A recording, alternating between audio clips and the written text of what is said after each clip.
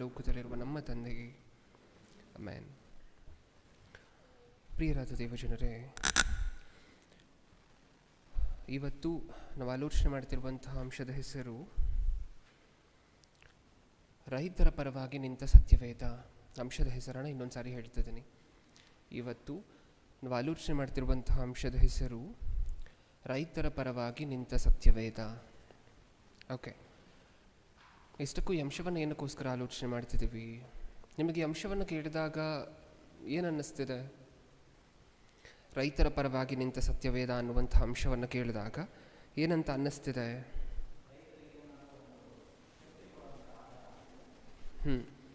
ಅಂದರೆ ನಾರ್ಮಲಾಗಿ ಈ ಸಾಲನ್ನು ಕೇಳಿದಾಗ ಒಬ್ಬ ರಾಜಕೀಯ ನಾಯಕನೋ ಅಥವಾ ಒಬ್ಬ ಫಿಲ್ಮ್ ಆ್ಯಕ್ಟ್ರೋ ಸ್ಟೇಜ್ ಮೇಲೆ ಬಂದು ಮಾತಾಡುವಂತಹ ಮಾತುಗಳಂತೆ ಇಲ್ಲ, ಹೌದಾ ಇಲ್ವಾ? ಅವ್ರು ಇದೇ ಥರ ಸಾಲುಗಳನ್ನಲ್ವ ಮಾತಾಡುವಂತಹದ್ದು.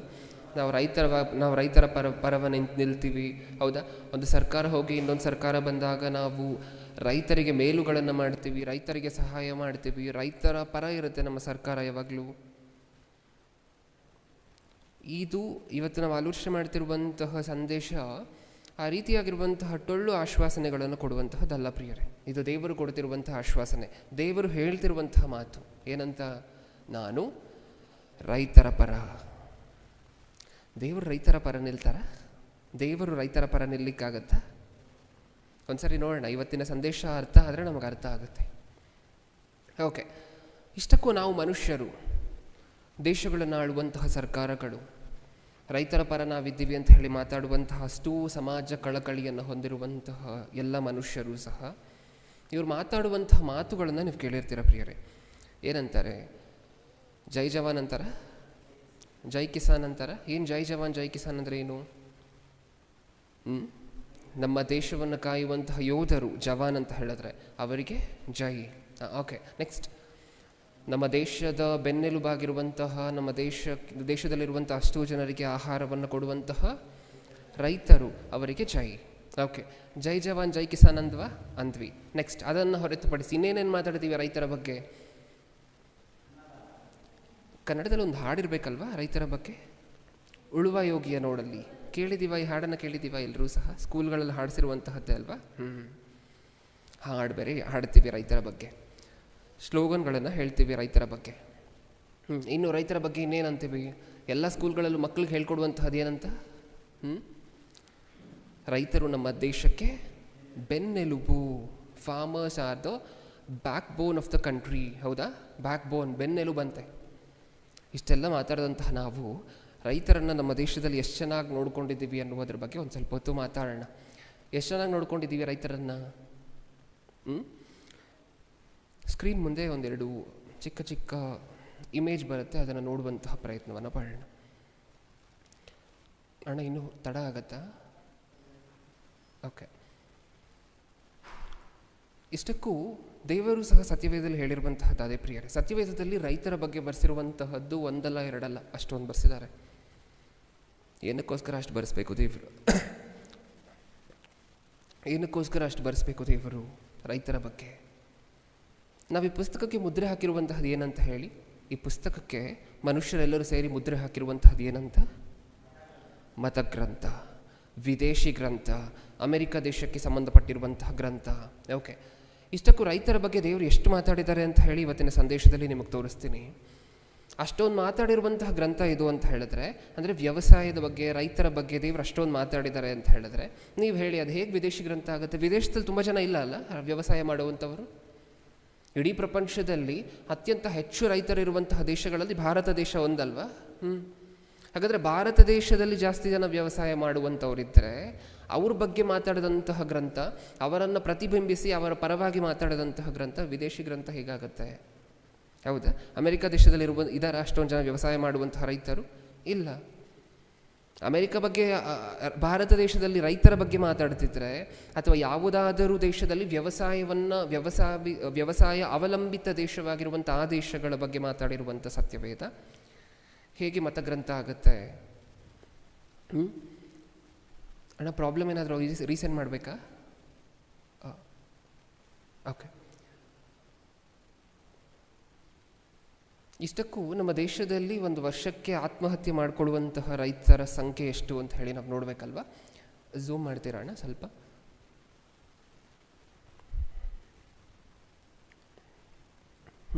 ಒಂದು ವರ್ಷಕ್ಕೆ ಆತ್ಮಹತ್ಯೆ ಮಾಡಿಕೊಳ್ಳುವಂಥವರ ಸಂಖ್ಯೆ ಎಷ್ಟು? ಅಲ್ಲಿ ಕೆಳಗಡೆ ಒಂದು ಪೈ ಚಾರ್ಟ್ ಇದೆಯಲ್ವ, ಅಲ್ಲಿ ರೌಂಡಾಗಿ ಒಂದು ಪೈ ಚಾರ್ಟ್ ಇದೆಯಲ್ವ, ಅದ್ರ ಕೆಳಗಡೆ ಇದೆ ಒಂದು ಸಂಖ್ಯೆ ಇದೆ. ಎಷ್ಟದು? ಸುಮಾರು 10,000. ಯಾವ ಸ್ಟ್ಯಾಟಿಸ್ಟಿಕ್ಸ್ ಇದು?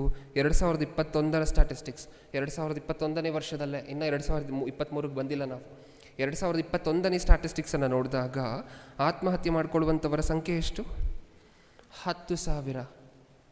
5,000 ಜನ ಈ ಕಡೆ, 5,000 ಜನ ಅಗ್ರಿಕಲ್ಚರಲ್ ಲೇಬರ್ಸು, ಇನ್ನು 5,000 ಜನ ಫಾರ್ಮರ್ಸ್. ಅಂದರೆ 5,000 ಜನ ಬೇರೆಯವರ ಹೊಲದಲ್ಲಿ ಹೋಗಿ ಕೆಲಸ ಮಾಡುವಂಥವರು, ಇನ್ನೂ 5,000 ಜನ ತಮಗೆ ಸ್ವಂತ ಹೊಲ ಇದ್ದು ಕೆಲಸ ಮಾಡುವಂಥವರು. ಎಷ್ಟು ಚೆನ್ನಾಗಿ ನೋಡ್ಕೊಂಡಿದ್ದೀವಿ. ಜೈ ಜವಾನ್ ಅಂದ್ವಿ ಕೇಳಿದ್ದಕ್ಕೆ, ಜೈ ಕಿಸಾನ್ ಅಂತ ಹೇಳಿದ್ವಲ್ವ. ಹಾಂ, ಸ್ಟೇಟ್ ವೈಸ್ ಕಂಪ್ಯಾರಿಸನ್ ನೋಡಿ, ಅಲ್ಲೇ ಇದೆ. ಸ್ಟೇಟ್ ವೈಸ್ ಅಂದರೆ ರಾಜ್ಯಗಳಿಗೆ ಸಂಬಂಧಪಟ್ಟಂತೆ ಒಂದೊಂದು ರಾಜ್ಯದಲ್ಲಿ ಎಷ್ಟು ಜನ ಆತ್ಮಹತ್ಯೆ ಮಾಡ್ಕೊಳ್ತಿದ್ದಾರೆ. ನನಗೀಗ ಇಮೇಜ್ ಕಾಣಿಸ್ತಿದೆ. ಟೋಟಲ್ ಕೌಂಟ್ 10,881 ಜನ ಒಂದು ವರ್ಷದಲ್ಲಿ 2021ನೇ ಇಸವಿಯಲ್ಲಿ ಆತ್ಮಹತ್ಯೆ ಮಾಡ್ಕೊಂಡಿರುವಂಥವರ ಸಂಖ್ಯೆ 10,881 ಜನ. ಎಲ್ಲರೂ ಆತ್ಮಹತ್ಯೆ ಮಾಡ್ಕೊಂಡಿರುವಂಥವ್ರನ್ನ ಸೇರಿಸ್ತಿಲ್ಲ ನಾನು, ಬರೀ ರೈತರಲ್ಲಿ ಆತ್ಮಹತ್ಯೆ ಮಾಡ್ಕೊಂಡಿರುವಂಥವರ ಸಂಖ್ಯೆ 10,881 ಜನ. ಓಕೆ, ಈಗ ಯಾವ ರಾಜ್ಯದಲ್ಲಿ ಅತಿ ಹೆಚ್ಚು? ಮಹಾರಾಷ್ಟ್ರ. ಎಷ್ಟಂತೆ? ಫಸ್ಟ್ ರ್ಯಾಂಕ್ ಇವ್ರಿಗೆ 4,064 ಜನ ರೈತರು ಮಹಾರಾಷ್ಟ್ರದಿಂದ ಆತ್ಮಹತ್ಯೆ ಮಾಡ್ಕೊಂಡಿದ್ದಾರೆ. ನೆಕ್ಸ್ಟ್ ಯಾರ್ದು? ಕರ್ನಾಟಕ, ನಮ್ಮ ರಾಜ್ಯ, ನಮ್ಮ ಹೆಮ್ಮೆ. ಎಷ್ಟು ಜನ? 2,169 ಜನ ರೈತರು ಕರ್ನಾಟಕ ರಾಜ್ಯದಿಂದ ಆತ್ಮಹತ್ಯೆ ಮಾಡಿಕೊಂಡಿರುವಂತಹದ್ದು. ಹೌದಲ್ವಾ? ಉಳುವ ಯೋಗಿಯ ನೋಡಲ್ಲಿ ಅಂತ ಹೇಳಿದ್ವಲ್ವ ನಾವು. ಮತ್ತೆ ಮೋಸ ಮಾಡ್ತಿಲ್ಲ ನಾವು ಅವ್ರಿಗೆ, ನಾವು ಮೋಸ ಮಾಡ್ತಿಲ್ಲ ಅವರಿಗೆ ಹಾಡು ಹೇಳಿಬಿಟ್ಟು ನೋಡ್ಕೊಳ್ದೆ ಸರಿಯಾಗಿ. ನೆಕ್ಸ್ಟ್ ಇಮೇಜ್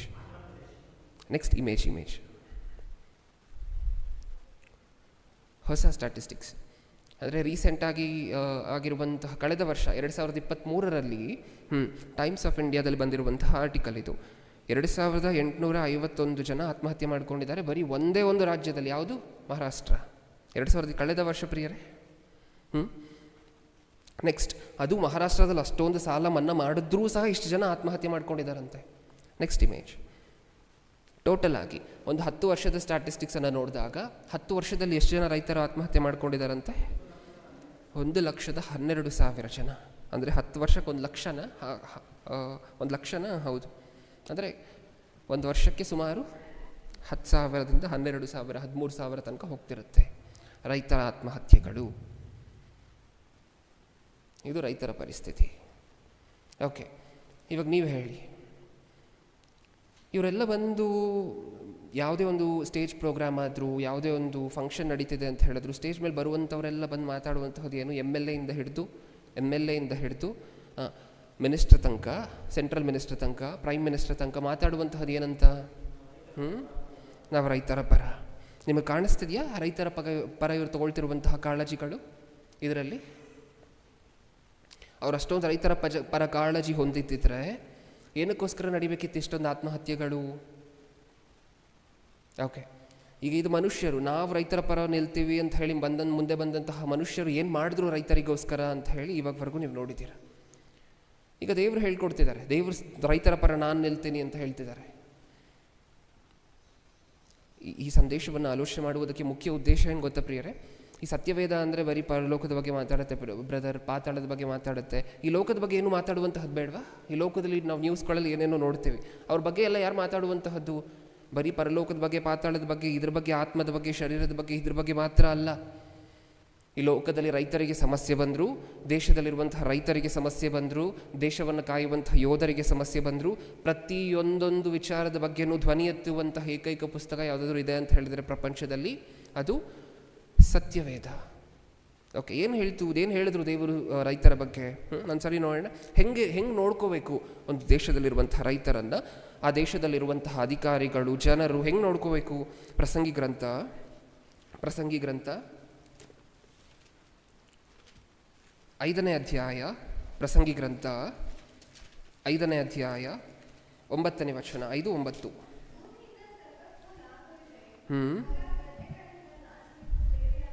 ಹಾಂ, ಮುಂದೆ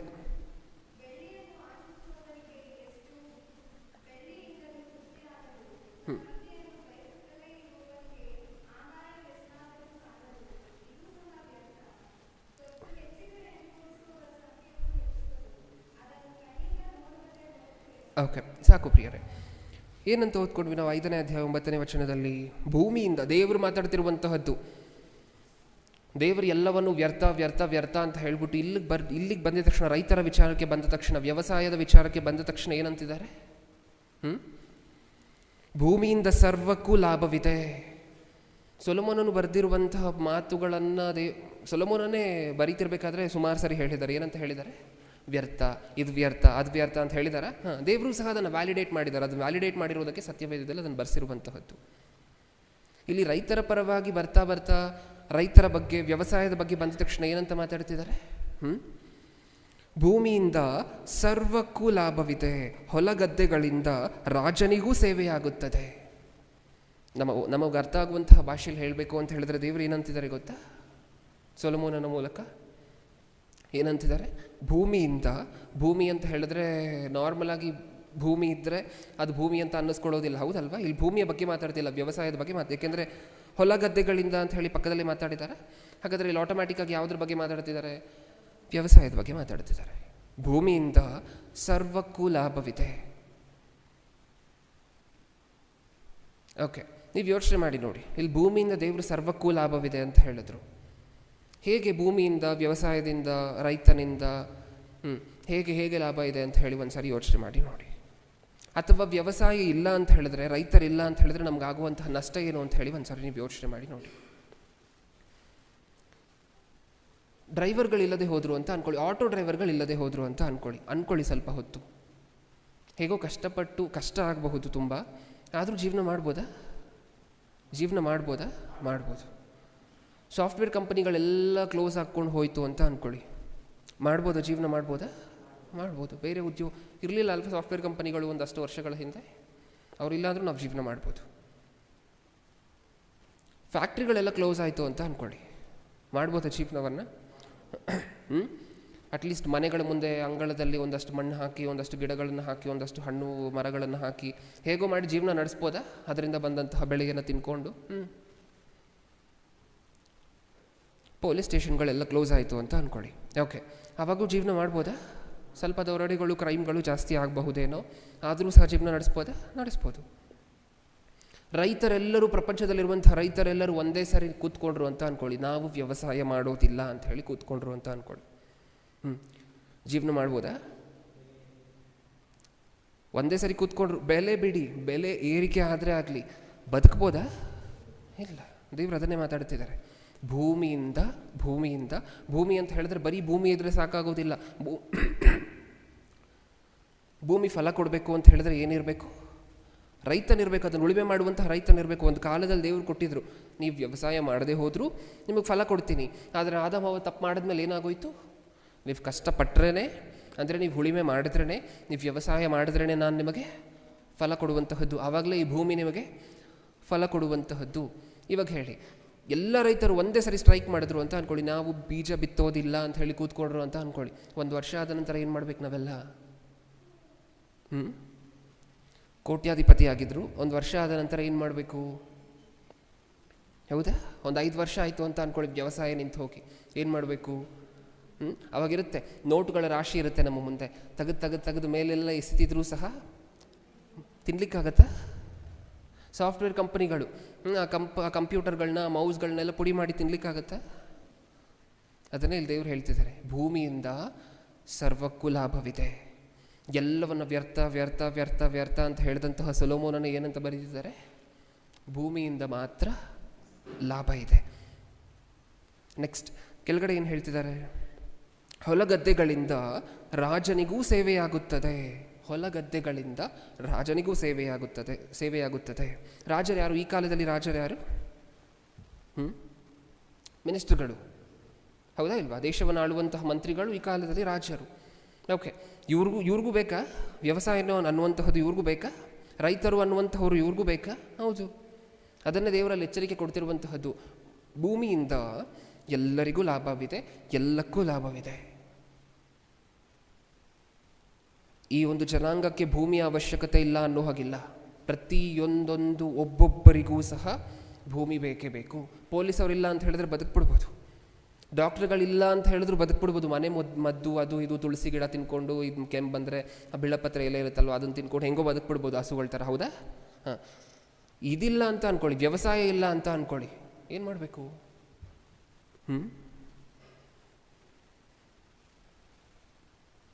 ದೇವರ ಎಚ್ಚರಿಕೆ ಕೊಡ್ತಿರುವಂತಹದ್ದು. ಮಿನಿಸ್ಟ್ರುಗಳೇ, ನಿಮ್ಮ ಪ್ರೈಮ್ ಫೋಕಸ್ ಎಲ್ಲಿರಬೇಕು? ನಿಮ್ಮ ಪ್ರೈಮ್ ಫೋಕಸ್ ಎಲ್ಲಿರಬೇಕು? ನೀವು ಅತಿ ಹೆಚ್ಚಾಗಿ ಫೋಕಸ್ ಮಾಡಬೇಕಾಗಿರುವಂಥ ಏರಿಯಾ ಯಾವುದು? ಡಿಫೆನ್ಸ್ ಅಲ್ಲ. ಹೊಸ ರಾಕೆಟ್ ತೊಗೊಂಬಂದ್ವಿ, ಇವಾಗ ಯುದ್ಧ ಮಾಡಲಿಕ್ಕೆ ನಮ್ಮ ದೇಶ ಶತವಿಧವಾಗಿ ಸಿದ್ಧವಾಗಿದೆ ಅನ್ನುವಂತಹದ್ದಲ್ಲ. ಕೋಟಿ ಕೋಟಿ ಕೋಟಿಗಟ್ಟಲೆ ಒಂದು ನಿರ್ಮಾಣಕ್ಕೆ ಖರ್ಚು ಮಾಡುವಂತಹದ್ದಲ್ಲ. ಒಂದು ಸ್ಟ್ಯಾಚ್ಯೂಗೋಸ್ಕರ ಕೋಟಿ ಕೋಟಿ ಖರ್ಚು ಮಾಡುವಂತಹದ್ದಲ್ಲ. ನಿಮ್ಮ ಕಾನ್ಸಂಟ್ರೇಷನ್ನು, ನಿಮ್ಮ ಫೋಕಸ್ ಎಲ್ಲ ಎಲ್ಲಿರಬೇಕು? ರೈತರ ಕಡೆ ಇರಬೇಕು. ರೈತರನ್ನು ಫಸ್ಟ್ ಚೆನ್ನಾಗಿ ನೋಡ್ಕೊಳ್ಳಿ. ನಿಮ್ಮ ದೇಶದಲ್ಲಿರುವಂತಹ ರೈತರನ್ನು ಚೆನ್ನಾಗಿ ನೋಡ್ಕೊಳ್ಳಿ. ದೇಶ ಮುಂದುವರಿಬೇಕಾ? ರೈತರನ್ನು ಚೆನ್ನಾಗಿ ನೋಡ್ಕೊಳ್ಳಿ. ಎಲ್ಲಕ್ಕೂ ಲಾಭ ಇದೆ ಅವರಿಂದ. ನೀವು ಸಹ ಊಟ ಮಾಡ್ತಿರುವಂತಹದ್ದು ಅವರಿಂದ. ಅದಕ್ಕೋಸ್ಕರ ಸ್ಪೆಸಿಫಿಕ್ ಕೆಳಗಡೆ ಬರೆಸಿದ್ದಾರೆ, ಏನಂತ? ಹೊಲ ಗದ್ದೆಗಳಿಂದ ರಾಜನಿಗೂ ಸೇವೆಯಾಗುತ್ತದೆ. ನಿಮಗೆ ಸೇವೆ ಆಗಬೇಕು ಅಂತ ಹೇಳಿದ್ರೆ ಅಲ್ಲಿಂದ ಬರುತ್ತೆ. ನೀವು ಊಟ ಮಾಡ್ತಿದ್ದೀರಾ ಅಂತ ಹೇಳಿದ್ರೆ ಅಲ್ಲಿಂದ ಬರುತ್ತೆ.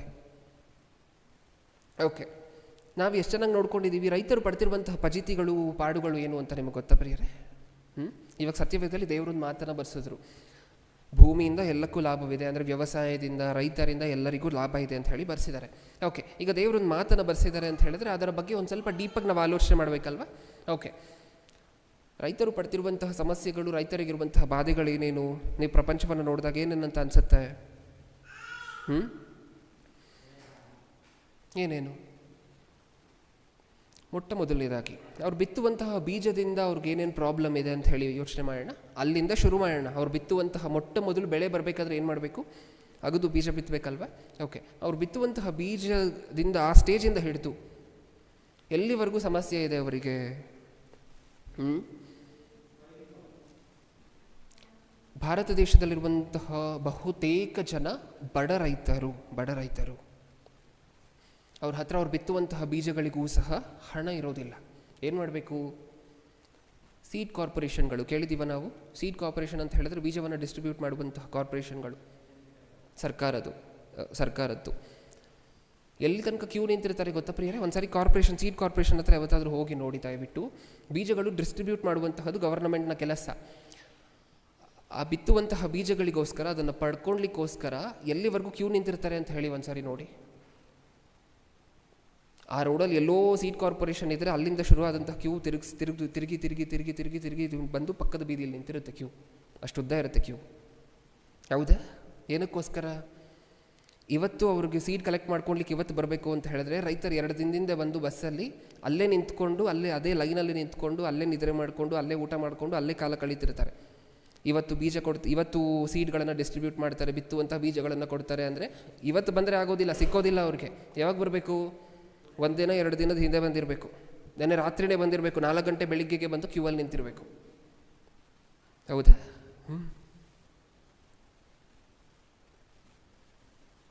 ಓಕೆ, ಇಷ್ಟಕ್ಕೂ ಅವರು ಬಂದು ಕ್ಯೂ ಅಲ್ಲಿ ನಿಂತ್ಕೋಬೇಕಾ? ನಿಂತ್ಕೋಬೇಕು.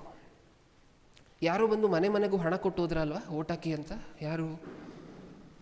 ರಾಜಕಾರಣಿಗಳು. ಯಾವಾಗ ಬಂದು ಕೊಟ್ಟು ಹೋದ್ರು? ಎಲೆಕ್ಷನ್ ಹತ್ತಿರ ಇರಬೇಕಾದ್ರೆ. ನಿಜನಾ? ಹೌದು. ಎಲೆಕ್ಷನ್ ಹತ್ತಿರ ಇರಬೇಕಾದ್ರೆ ಅವ್ರು ಎಲ್ಲಿಗೆ ಬಂದಿದ್ರು? ನಮ್ಮ ಮನೆಗೆ ಬಂದಿದ್ರು. ಇವಾಗ ಗೆದ್ದ ಮೇಲೆ 5 ವರ್ಷ ಪೂರ್ತಿ ಎಲ್ಲಿಗೋಸ್ಕರ ಕ್ಯೂ ನಿಲ್ಲಬೇಕು? ರೈತನು ಹೋಗಿ ಬಿತ್ತುವಂತಹ ಬೀಜಗಳಿಗೋಸ್ಕರ ಕ್ಯೂ ನಿಲ್ಲಬೇಕು, ಹೌದಾ? ಹೋಗ್ಲಿ, ಅವನು ಪಾಪ ತನ್ನ ಮನೆಯವರಿಗೋಸ್ಕರ ಉಳ್ಕೊಳ್ತಿದ್ದಾನ? ಮನೆಯವರಿಗೋಸ್ಕರ ಬೀಜಗಳನ್ನು ಬಿತ್ಕೊಳ್ತಿದ್ದಾನ? ಅವ್ರ ಮನೆಯವ್ರು ಮಾತ್ರ ಊಟ ಮಾಡಲಿಕ್ಕೋಸ್ಕರ ಮಾಡ್ತಿದ್ದಾನೆ ಈ ಕೆಲಸವನ್ನು? ಇಲ್ಲ, ಎಲ್ಲರಿಗೋಸ್ಕರನೂ ಮಾಡ್ತಿರುವಂತಹದ್ದಲ್ವ? ಸಮಾಜಕ್ಕೋಸ್ಕರ ಮಾಡ್ತಿರುವಂತಹದ್ದಲ್ವ? ನೀವು ನೋಡಿದ್ದೀರಾ ಪ್ರಿಯರೇ, ಬಹಳಷ್ಟು ಜನ ರೈತರು ಬೆಲೆಗಳು ಕಮ್ಮಿ ಆದಾಗ, ಈ ಟೊಮ್ಯಾಟೊ ಹಣ್ಣು ಅದೆಲ್ಲ ಇದೆಯಲ್ವ, 2 ರೂಪಾಯಿ 3 ರೂಪಾಯಿ ಕೆಜಿ ಆಗಿತ್ತಲ್ವ ಒಂದು ಕಾಲದಲ್ಲಿ. ಏನು ಮಾಡಿದ್ರು ರೈತರು? ದೊಡ್ಡ ದೊಡ್ಡ ಟ್ರ್ಯಾಕ್ಟರ್ಗಳಲ್ಲಿ, ಲಾರಿಗಳಲ್ಲಿ ಟೊಮ್ಯಾಟೊ ಹಣ್ಣನ್ನು ಅವ್ರು ಬೆಳೆದಿರುವಂತಹ ಅಷ್ಟು ಬೆಳೆಯನ್ನು ತೊಗೊಂಡು ಬಂದು ಒಂದು ಗಾಡಿಯಲ್ಲಿ ರಸ್ತೆ ಮಧ್ಯದಲ್ಲಿ ನಿಲ್ಲಿಸಿ ಪೂರ್ತಿಯನ್ನು ರಸ್ತೆಗಿಳಿಸಿ ಅಲ್ಲೇ ಚೆಲ್ಲಿ ಸುರಿದು, ನಾವು ಇಷ್ಟು ಹಣಕ್ಕೋಸ್ಕರ ಇಷ್ಟು ಬೆಲೆ ಬರುತ್ತೆ ಅಂತಲ್ಲ, ನಾವು ಇದಕ್ಕೋಸ್ಕರ ಕಷ್ಟಪಟ್ಟು ಇಷ್ಟು ತಿಂಗಳುಗಳು ಬೆವರು ಸುರಿಸಿ ಮಾಡಿದ್ದು, ಸಾಲಗಳನ್ನು ಮಾಡಿಕೊಂಡು ಅಂತ ಹೇಳಿ ಸುರಿದು ಮನೆಗೆ ಹೋಗಿ ನೇಣು ಹಾಕ್ಕೊಂಡೋ ವಿಷ ಕುಡ್ದೋ ಆತ್ಮಹತ್ಯೆ ಮಾಡ್ಕೊಂಡಿರುವಂಥ ಎಷ್ಟು ಜನ ರೈತರಿದ್ದಾರೆ ಗೊತ್ತಾ? ಏನಕ್ಕೋಸ್ಕರ ಈ ಕಷ್ಟ? ಏನಕ್ಕೋಸ್ಕರ ಈ ಪಾಡು? ಏನಕ್ಕೋಸ್ಕರ? ಸುಮಾರು ಜನ ರೈತರು ಈ ಬಿತ್ತುವಂತಹ ಬೀಜಗಳು ಅವ್ರ ತಲೆಯಲ್ಲಿ ಒಂದು ಐಡಿಯಾ ಇರುತ್ತಲ್ವ ಪ್ರಿಯರ, ರೈತರ ತಲೆಯಲ್ಲಿ ಮಳೆ ಇಷ್ಟು ಮಳೆ ಜೂನ್ ತಿಂಗಳಿಗೆ ಬರುತ್ತೆ ಅಥವಾ ಜುಲೈ ತಿಂಗಳಿಗೆ ಬರುತ್ತೆ ಅಂತ ಹೇಳಿ ಅವ್ರಿಗೆ ಗೊತ್ತಿದ್ರೆ ಬೀಜವನ್ನು ನಾವು ಮಾರ್ಚ್ ತಿಂಗಳಲ್ಲೂ ಫೆಬ್ರವರಿ ತಿಂಗಳಲ್ಲೂ ಬಿತ್ತಬೇಕು ಅನ್ನುವಂಥ ಒಂದು ಐಡಿಯಾ ಇದ್ದರೆ ಅವರಿಗೆ ಯಾವಾಗ ಬೀಜ ಬೇಕು ಬಿತ್ತುವುದಕ್ಕೆ ಯಾವಾಗ ಬೀಜ ಬೇಕು? ಮಾರ್ಚ್ ಫೆಬ್ರವರಿಲಿ ಬೇಕು, ಹೌದಾ? ಉದಾಹರಣೆ ನಾನು ಕೊಡ್ತಿರುವಂತಹದ್ದು, ವ್ಯವಸಾಯದ ಬಗ್ಗೆ ನನಗೆ ಅಷ್ಟೊಂದು ಗೊತ್ತಿಲ್ಲ, ದಯವಿಟ್ಟು ಕ್ಷಮಿಸಿ ತಪ್ಪಿದರೆ. ಓಕೆ, ಅವ್ರು ಬಿತ್ತುವಂತಹ ಬೀಜ ತಕ್ಕ ಕಾಲಕ್ಕೆ ಅವ್ರ ಕೈಗೆ ಬರಬೇಕಲ್ವ ಫಸ್ಟು ಅವ್ರು ಬಿತ್ತಬೇಕಂದ್ರೆ? ಯಾವಾಗ ಬರುತ್ತೆ? ಬೇಕಾಗಿರುವಂಥ ಸಮಯದಲ್ಲಿ ಬರೋದಿಲ್ವ, ಯಾವಾಗಲೋ ಬರುತ್ತೆ. ಅದಾದ ನಂತರ ಮಳೆಗಾಲದಲ್ಲಿ ಆವಾಗ ಬೀಜಗಳನ್ನ ಇಟ್ಕೊಂಡು ಏನು ಮಾಡಬೇಕು? ಎಲ್ಲಿ ಬಿತ್ಕೊಳ್ತಾರೆ? ಅಂದರೆ ಅವ್ರು ಬಿತ್ತುವಂತಹ ಬೀಜಗಳು ಸರಿಯಾಗಿರುವಂಥ ಸಮಯಕ್ಕೆ ಸಿಗ್ತಿಲ್ಲ. ದೇವರು ರೈತರನ್ನು ಚೆನ್ನಾಗಿ ನೋಡ್ಕೊಳ್ಳಿ, ರೈತರಿಂದ ಎಲ್ಲಕ್ಕೂ ಲಾಭವಿದೆ, ಭೂಮಿಯಿಂದ ಎಲ್ಲಕ್ಕೂ ಲಾಭವಿದೆ, ಮಿನಿಸ್ಟ್ರುಗಳಿಗೂ ಲಾಭ ಇದೆ, ರಾಜರಿಗೂ ಲಾಭ ಇದೆ ಅಂತ ಹೇಳಿರೋದಕ್ಕೆ ಇಷ್ಟನ್ನೆಲ್ಲ ಆಲೋಚನೆ ಮಾಡಿ ನೋಡ್ತಿದ್ದೀವಿ. ಓಕೆ, ಇದು ಅವರು ಬಿತ್ತುವಂತಹ ಬೀಜಗಳಿಂದ ಪಡ್ತಿರುವಂತಹ ಸಮಸ್ಯೆ. ನೆಕ್ಸ್ಟ್, ಈಗ ಬೀಜ ಬಿತ್ತಿದ್ರು, ಬೆಳೆ ಬಂತು, ಬೆಳೆ ಕೈಗೆ ಬಂದಿದೆ. ಇವಾಗ ಇನ್ನೊಂದು ಅತಿ ದೊಡ್ಡ ಸಮಸ್ಯೆ ಏನು ಅಂತ ನೀವು ಹೇಳಿ? ಬೆಳೆ ಕೈಗೆ ಬಂದಿದೆ, ಬೆಲೆ ಸಿಗಬೇಕಲ್ವ? ಬೆಳೆದಿರುವಂತಹ ಬೆಳೆಗೆ ಬೆಲೆ ಸಿಗಬೇಕಲ್ವ? ಈಗ ಸಮಾಜಕ್ಕೆ ಒಂದು 50 kg ಉದಾಹರಣೆ ಕೊಡ್ತಿರುವಂತಹದ್ದು, ಒಂದು 50 kg ಟೊಮ್ಯಾಟೊ ಹಣ್ಣು ಬೇಕು ಅಂತ ಅಂದ್ಕೊಳ್ಳಿ. ಆದರೆ 150 kg ಟೊಮ್ಯಾಟೊ ಹಣ್ಣಿದೆ ಎಲ್ಲ ರೈತರ ಹತ್ರನೂ ಸೇರಿಸಿದ್ರೆ. ಇವಾಗ ಏನಿದೆ, ಬೇಕಾಗಿರೋದು ಸ್ವಲ್ಪ, ಇರುವಂತಹದ್ದು ಜಾಸ್ತಿ. ಇವಾಗ ಬೆಲೆ ಏನಾಗುತ್ತೆ? ರೇಟ್ ಏನಾಗುತ್ತೆ? ಕಮ್ಮಿ ಆಗೋಗುತ್ತಲ್ವ? ರೈತರು 2 ರೂಪಾಯಿ, 3 ರೂಪಾಯಿ, 5 ರೂಪಾಯಿ, 10 ರೂಪಾಯಿ ಕೊಡಬೇಕಾಗಿರುವಂಥ ಪರಿಸ್ಥಿತಿ ಬರುತ್ತಲ್ವ ರೈತರಿಗೆ. ಈಗ ರೈತರಿಗಿರುವಂಥ ಅತಿ ದೊಡ್ಡ ಇನ್ನೊಂದು ಸಮಸ್ಯೆ ಏನು ಅಂತ ಹೇಳಿದ್ರೆ, ವೇರ್ ಹೌಸ್ಗಳಿಲ್ಲ. ವೇರ್ ಹೌಸ್ಗಳು ಅಂತ ಹೇಳಿದ್ರೆ ಕೋಲ್ಡ್ ಸ್ಟೋರೇಜ್. ನಮ್ಮ ಮನೆಯಲ್ಲಿ ಸಾಂಬಾರು ಕೆಡಬಾರ್ದು ಅಂದರೆ ಏನು ಮಾಡ್ತೀವಿ? ಕುದಿಸಿಡ್ತೀವಿ, ಹೌದಾ? ಕುದಿಸಿಡ್ತೀವಿ, 2 ದಿನ ಏನೋ ಇರ್ಬೋದು. ಆಮೇಲೂ ಕೆಡಬಾರ್ದು ಅಂತ ಹೇಳಿದ್ರೆ ಫ್ರಿಜ್ಜಲ್ಲಿ ಇಟ್ಟರೆ ಇನ್ನೊಂದು 2 ದಿನ ಇರುತ್ತೆ, ಹೌದಲ್ವಾ? ಫ್ರಿಜ್ ತಣ್ಣಗಿರೋದಕ್ಕೆ ಕೆಡದೇ ಇರುತ್ತೆ. ಇದೇ ರೀತಿ ರೈತರಿಗೂ ಸಹ ಕೋಲ್ಡ್ ಸ್ಟೋರೇಜ್ ಫೆಸಿಲಿಟಿಗಳಿರಬೇಕು. ನಿಜನಾ? ಅವ್ರು ಬೆಳೆದಿರುವಂತಹ ಬೆಳೆಯನ್ನು ತೊಗೊಂಡೋಗಿ ಅಲ್ಲಿ ಸ್ಟೋರ್ ಮಾಡಿದ್ರೆ ಏನಾಗುತ್ತೆ? ಕೆಡೋದಿಲ್ಲ. ಆ ಸ್ಟೋರೇಜ್ ಹಂಗಿದ್ರೆ, ತಣ್ಣಗಿ ಕೋಲ್ಡ್ ಸ್ಟೋರೇಜ್ ಇದ್ದರೆ ಆ ಬೆಳೆ ಕೆಡೋದಿಲ್ಲ. ಈಗ ರೈತರು ಮತ್ತೆ ಅದನ್ನು ಹೊರಗೆ ತೆಗೆದು ಯಾವಾಗ ಮಾರಾಟ ಮಾಡ್ಬೋದು? ಒಳ್ಳೆ ಬೆಲೆ ಬಂದಾಗ, ಸಮಾಜಕ್ಕೆ ಅವಶ್ಯಕತೆ ಇದ್ದಾಗ ಅದನ್ನು ತೆಗೆದು ಮಾರಾಟ ಮಾಡ್ಬೋದು. ಇದಿದೆಯಾ ಹೋಗಲಿ ಅವ್ರ ಹತ್ರ? ಈ ಫೆಸಿಲಿಟಿ ಏನಾದರೂ ಇದೆಯಾ? ಎಲ್ಲರಿಗೂ ಕೈಗೆಟಕುವಂಥ ಈ ಫೆಸಿಲಿಟಿ ಇದೆಯಾ? ಇದು ಯಾರ ಹತ್ರ ಇದೆ ಗೊತ್ತಾ? ಈ ಫೆಸಿಲಿಟಿ ಯಾರ ಹತ್ರ ಇದೆ ಗೊತ್ತಾ? ಮಧ್ಯವರ್ತಿಗಳು. ಈಗ 1 kg ಈರುಳ್ಳಿಗೋ ಟೊಮ್ಯಾಟೊಗೋ 100 ರೂಪಾಯಿ ಕೊಟ್ಟು ನೀವು ಕೊಂಡ್ಕೊಳ್ತಿದ್ದೀರಾ ಅಂತ ಹೇಳಿದ್ರೆ, ರೈತ ನೀವು ಅದನ್ನು 10 ರೂಪಾಯಿಗೆ 15 ರೂಪಾಯಿಗೆ ಸೇಲ್ ಮಾಡಿರ್ತಾನೆ. ಇನ್ನು 85 ರೂಪಾಯಿ ಪ್ರಾಫಿಟ್ ಯಾರಿಗೆ ಹೋಯಿತು? ಮಧ್ಯವರ್ತಿಗಳಿಗೆ. ಯಾಕೆ? ಇವರೆಲ್ಲ ಹಣ ಇರುವಂಥವ್ರು ಏನು ಮಾಡ್ತಾರೆ? ಈ ಥರ ಕೋಲ್ಡ್ ಸ್ಟೋರೇಜ್ಗಳನ್ನು ಇವರೇ ಕಟ್ಟಿಸ್ಕೊಂಡು ರೈತನ ಹತ್ರ ಯಾವಾಗ ಬೆಲೆ ಕಮ್ಮಿ ಇರುತ್ತೋ ಅವಾಗ ತೊಗೊಂಡ್ಬಿಡ್ತಾರೆ. ತೊಗೊಂಡು ಒಳಗಡೆ ಇಟ್ಕೊಂಡು ಯಾವಾಗ ಬೆಲೆ ಜಾಸ್ತಿ ಬರುತ್ತೋ ಇವರ ಲಾಭಕ್ಕೆ ಇವರು ಅದನ್ನು ಮಾರ್ಕೊಳ್ತಾರೆ. ಈ ಕೆಲಸ ಮಾಡಬೇಕಾಗಿರುವಂಥದ್ದು ಯಾರ ಕೆಲಸ? ಸರ್ಕಾರದ ಕೆಲಸ ಅಲ್ವಾ? ಹೌದಲ್ವಾ? ರೈತರಿಗೆ ಎಲ್ಲರಿಗೂ ಕೈಗೆಟಕುವಂಥ ಕೋಲ್ಡ್ ಸ್ಟೋರೇಜ್ಗಳನ್ನು ನಿರ್ಮಿಸಬೇಕಾಗಿರುವಂಥದ್ದು ಯಾರ ಕೆಲಸ? ಮಾಡ್ತಿದ್ದೀವ? ನಮ್ಮ ದೇಶದ ಒಂದೇ ಸರ್ಕಾರದ ಬಗ್ಗೆ ಮಾತಾಡ್ತಿರುವಂತಹದ್ದಲ್ಲ, ಇಲ್ಲಿ ದೇವರು ಪ್ರಪಂಚಕ್ಕೋಸ್ಕರ ಮಾತಾಡಿರುವಂತಹ ಮಾತುಗಳಿದೆಲ್ಲ. ರೈತರನ್ನು ಚೆನ್ನಾಗಿ ನೋಡ್ಕೊಳ್ಳಿ, ನಿಮ್ಮ ದೇಶ ಮುಂದುವರಿಯುತ್ತೆ. ಪ್ರಪಂಚಕ್ಕೋಸ್ಕರ ಮಾತಾಡಿರುವಂತಹ ಮಾತುಗಳು ಎಲ್ಲಿ ನಡೀತಿದೆ? ರೈತನಿಗೆ ಬರಬೇಕಾಗಿರುವಂತಹದ್ದು, ಸಿಕ್ಕಬೇಕಾಗಿರುವಂತಹದ್ದು ಸಿಗ್ತಿದೆಯಾ? ದೇವರು ಭೂಮಿಯಿಂದ ಸರ್ವಕ್ಕೂ ಲಾಭವಿದೆ ಅಂತ ಹೇಳಬೇಕು ಅಂತ ಹೇಳಿದ್ರೆ ಇನ್ನೊಂದು ಕಾರಣ ಇದೆ ಪ್ರಿಯರೇ. ಈ ವ್ಯವಸಾಯದಿಂದ ಎಲ್ಲರಿಗೂ ಲಾಭ ಇದೆ ಅಂತ ಹೇಳಬೇಕಂದ್ರೆ ಇನ್ನೊಂದು ದೊಡ್ಡ ಕಾರಣ ಇದೆ. ಏನದು? ರಿಟರ್ನನ್ನು ಎಕ್ಸ್ಪೆಕ್ಟ್ ಮಾಡದೆ ದುಡಿಯುವಂತಹ ಒಂದು ಪ್ರೊಫೆಷನ್ ಯಾವುದಾದ್ರೂ ಇದೆ ಅಂತ ಹೇಳಿದ್ರೆ ಪ್ರಪಂಚದಲ್ಲಿ, ರಿಟರ್ನನ್ನು ಅಂದರೆ ವಾಪಸ್ ಬರುವುದರ ಬಗ್ಗೆ ಕಾನ್ಸಂಟ್ರೇಟ್ ಮಾಡದೆ ದುಡಿಯುವಂಥವ್ರು ಯಾರಾದರೂ ಇದ್ದಾರೆ ಅಂತ ಹೇಳಿದ್ರೆ ಅದು ರೈತರೇ. ಯಾಕೆ? ಕೆಲಸಕ್ಕೆ ಹೋಗುವಂತಹ ನಾವೆಲ್ಲರೂ ನಮ್ಮ ಸಿಚುವೇಶನ್ ಬಗ್ಗೆ ಯೋಚನೆ ಮಾಡಿ ನೋಡೋಣ. ನಾವು ಏನಕ್ಕೋಸ್ಕರ ತಿಂಗಳು ಪೂರ್ತಿ ಕೆಲಸ ಮಾಡ್ತೀವಿ? ಸಂಬಳಕ್ಕೋಸ್ಕರ ಅಲ್ವಾ? ನಮ್ಮ ಸಂಬಳದ ಡೇಟ್ ಗೊತ್ತಾ ನಮಗೆ? 1ನೇ ತಾರೀಕು 30ನೇ ತಾರೀಕು ಒಂದಷ್ಟು ಡೇಟ್ಗಳನ್ನು ಹೇಳ್ತೀವ. ಅಂದರೆ ಒಂದು ತಿಂಗಳು ಕೆಲಸ ಪೂರ್ತಿ ಮಾಡ್ತಿದ್ದೀವಿ ಅಂತ ಹೇಳಿದ್ರೆ ಒಂದು ನಮ್ಮ ತಲೆಯಲ್ಲಿದೆ, ಏನು? ಖಚಿತವಾಗಿ ಈ ತಿಂಗಳು 1ನೇ ತಾರೀಕು ನನ್ನ ಸ್ಯಾಲ್ರಿ ನನ್ನ ಅಕೌಂಟ್ಗೆ ಬಂದು ಬೀಳುತ್ತೆ. ಇದು ನಮಗಿರುವಂಥ ಕಾನ್ಫಿಡೆನ್ಸ್, ಹೌದಾ? ರೈತರ ಬಗ್ಗೆ ಒಂದು ಸ್ವಲ್ಪ ಯೋಚನೆ ಮಾಡಿ ನೋಡಿ. ನೀವು ಟಿ ವಿಗಳಲ್ಲಿ ನೋಡ್ತಿದ್ದೀರಲ್ವ, ಮಳೆಗಳು ಬಂದು ಹೇಗೆ ಊರು ಪೂರ್ತಿ ನದಿಯಾಗಿ ಹೋಗ್ತಿದೆ ಅಂತ ಹೇಳಿ. ಇವಾಗ ಯೋಚನೆ ಮಾಡಿ, ಅಲ್ಲಿ ಒಂದು ವೇಳೆ ಅಲ್ಲೊಂದು ಹೊಲ ಇದ್ದರೆ ಒಂದು 2 ಎಕರೆ, ಅದಕ್ಕೆ ಆ 2 ಎಕರೆಗೋಸ್ಕರ ಒಂದು 10 ಲಕ್ಷ ಸಾಲ ತೊಗೊಂಡು ರೈತನು ಬೀಜ ಬಿತ್ತಿ ವೆಯ್ಟ್ ಮಾಡ್ತಿದ್ದಾನೆ ಅಂತ ಹೇಳಿದ್ರೆ, ಆ ಊರು ಪೂರ್ತಿ ನದಿಯಾಗಿದೆ ಅಂತ ಹೇಳಿದ್ರೆ ನೀವು ಒಂದ್ಸರಿ ಊಹೆ ಮಾಡ್ಕೊಂಡು ನೋಡ್ಕೊಳ್ಳಿ ಅದನ್ನು ಪರಿಸ್ಥಿತಿ ಏನು ಅಂತ. ಸಾಲ ಮಾಡಿರುವಂತಹ ಬ್ಯಾಂಕ್ ಏನು ಮಾಡುತ್ತೆ? ನಾಳೆ ಬಂದು ನಮ್ಮೆಲ್ಲರಿಗೂ ಗೊತ್ತು, ನಮ್ಮ ಸ್ಯಾಲ್ರಿ ರೇಟ್ ಗೊತ್ತು ನಮಗೆ. ರೈತನಿಗೆ ಫಸ್ಟು ಬೀಜ ಕರೆಕ್ಟ್ ಟೈಮಿಗೆ ಸಿಕ್ಕಬೇಕು, ಅದಾದ ನಂತರ ಉಳುಮೆ ಕರೆಕ್ಟ್ ಟೈಮಿಗೆ ಮಾಡಬೇಕು, ಅದಾದ ನಂತರ ಮಳೆ ಸರಿಯಾಗಿರುವಂಥ ಸಮಯಕ್ಕೆ ಬರಬೇಕು, ತಕ್ಕ ಮಳೆ ಬೇಕು, ಜಾಸ್ತಿ ಮಳೆನೂ ಆಗೋದಿಲ್ಲ, ಕಮ್ಮಿ ಮಳೆನೂ ಆಗೋದಿಲ್ಲ. ಇದೆಲ್ಲ ಸರಿಯಾದ ಸಮಯಕ್ಕೆ ಆದರೆ ಮಾತ್ರ ಬೆಳೆ ರೈತನ ಕೈಗೆ ಬಂದು ತಲುಪತ್ತೆ. ಆವಾಗ ಆತನ ಸ್ಯಾಲ್ರಿ ಆತನ ಅಕೌಂಟಿಗೆ ಬಿದ್ದಂತೆ. ಅಂದರೆ ಆತನ ಸ್ಯಾಲ್ರಿ ಆತನ ಅಕೌಂಟಿಗೆ ಬೀಳಬೇಕಾದ್ರೆ ಏನೇನಾಗಬೇಕು? ಇಷ್ಟ ಆಗಬೇಕು ಕರೆಕ್ಟಾಗಿ. ಹೌದಾ? ನಾವು ನಮ್ಮ ಸ್ಯಾಲ್ರಿ ಕರೋನಾ ಬಂದು ನಾವು ಮನೇಲಿದ್ರು ನಮ್ಮ ಸ್ಯಾಲ್ರಿ ನಮ್ಮ ಅಕೌಂಟಿಗೆ ಬರುತ್ತಾ? ಬರುತ್ತೆ. ಕರೆಂಟ್ ಇರುತ್ತಾ ನಮ್ಮ ಮನೆಗಳಲ್ಲಿ? ಯಾವಾಗಲೂ ನಾವು ಹೋಗುವಂತಹ ಫ್ಯಾಕ್ಟ್ರಿಗಳಲ್ಲಿ, ಇಂಡಸ್ಟ್ರಿಗಳಲ್ಲಿ ಯಾವಾಗಲೂ ಕರೆಂಟ್ ಇರುತ್ತೆ. ಒಂದು ಸಾರಿ ರೈತರ ಊರುಗಳಿಗೆ ಹೋಗಿ, ವ್ಯವಸಾಯ ಜಾಸ್ತಿ ನಡೆಯುವಂಥ ಊರುಗಳಿಗೆ ಒಂದು ಸಾರಿ ಹೋಗಿ ನೋಡಿ. ಅವ್ರಿಗೇನೇನು ಸೌಲಭ್ಯಗಳನ್ನು ಒದಗಿಸ್ಕೊಟ್ಟಿದ್ದೀವಿ. ದೇವ್ರು ಚೆನ್ನಾಗಿ ನೋಡ್ಕೊಳ್ಳಿ ಅಂದ್ರಲ್ವ ರೈತರನ್ನು. ಇವಾಗ ಚೆನ್ನಾಗಿ ನೋಡ್ಕೋಬೇಕು ಅನ್ನೋವಂಥ ಉದ್ದೇಶದಿಂದ ಯಾವಾಗಲಾದರೂ ನಿಮ್ಮ ಊರುಗಳಿಗೆ ನೀವು ಹೋದಾಗ ಕೇಳಿ ನೋಡಿ, ಕರೆಂಟ್ ಎಷ್ಟು ಗಂಟೆ ಇರುತ್ತೆ ಅಂತ ಹೇಳಿ. ಪವರ್ ಎಷ್ಟು ಗಂಟೆ ಇರುತ್ತೆ? 6 ಗಂಟೆ. 24 ಅವರ್ಸಲ್ಲಿ 5 ಅವರು, 6 ಅವರು, 3 ಅವರು, ಹೌದಾ? 4 ಅವರು, 10 ಅವರು. ಅದು ಯಾವಾಗ? ಬೆಳಿಗ್ಗೆ ಹೊತ್ತು ಮಾತ್ರ. ರಾತ್ರಿ ಪೂರ್ತಿ ಕರೆಂಟ್ ಇರೋದಿಲ್ಲ. ರೈತರ ಪರಿಸ್ಥಿತಿಗಳು, ರೈತರು ಪಡುವಂಥ ಕಷ್ಟಾನುಭವಗಳು. ಇಲ್ಲಿ ಯಾವ ರೈತರ ಬಗ್ಗೆ ಮಾತಾಡ್ತಿದ್ದೀನಿ ಅಂತ ಇನ್ನೊಂದು ಸ್ವಲ್ಪ ಹೊತ್ತಲ್ಲೇ ಹೇಳ್ತೀನಿ. ಅಂದರೆ ಎಲ್ಲ ರೈತರ ಬಗ್ಗೆಯೂ ಮಾತಾಡ್ತಿಲ್ಲ, ಸ್ವಲ್ಪ ಜನ ಇರ್ತಾರೆ. 3000 ಎಕರೆ ರೈತನೇ, ಹೆಸರಿಗೆ ರೈತನೇ. ಏನು ಎಷ್ಟಿದೆವಲ್ಲ, 3000 ಎಕರೆ ಒಬ್ಬರ ಹತ್ರನೇನಾ? ಎಷ್ಟು ಜನ ಕೆಲಸ ಮಾಡ್ತಾರೆ ಇವ್ರ ಹೊಲದಲ್ಲಿ? 4,000 to 5,000 ಜನ ಕೆಲಸಕ್ಕೆ ಕೂಲಿಗೆ ಬರ್ತಾರೆ. ನಾನು ಅವ್ರ ಬಗ್ಗೆ ಮಾತಾಡ್ತಿಲ್ಲ, ಬಡ ರೈತರ ಬಗ್ಗೆ. ದೇವರು ಸಹ ಅವರಿಗೋಸ್ಕರ ಮಾತ್ರ ಮಾತಾಡಿರುವಂತಹದ್ದು. ಬಡ ರೈತರ ಬಗ್ಗೆ ರೆಫರೆನ್ಸ್ ತೋರಿಸ್ತೀನಿ ಇನ್ನು ಮುಂದೆ. ನಮ್ಗೆ ಅರ್ಥ ಆಗ್ತಿದೆಯಾ ರೈತರು ಪಡುವಂಥ ಕಷ್ಟಗಳು?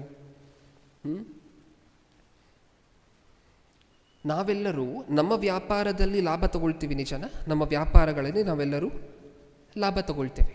ಆದರೆ ಈ ರೈತರು ಲಾಭವನ್ನು ತಗೊಳ್ತಾರಲ್ವ, ತಾವು ವ್ಯವಸಾಯ ಮಾಡಿ ಬಿತ್ತಿರುವಂತಹ ಬೆಳೆಯಿಂದ ಲಾಭವನ್ನು ತಗೊಳ್ತಾರಲ್ವ, ಆ ಲಾಭ ಮಾತ್ರ ದೇವರು ಆ ಲಾಭದ ಬಗ್ಗೆ ಮಾತಾಡಿದ್ದಾರೆ ಸತ್ಯವೇದದಲ್ಲಿ. ಏನಂತ ಹೇಳಿದ್ದಾರೆ ಗೊತ್ತಾ?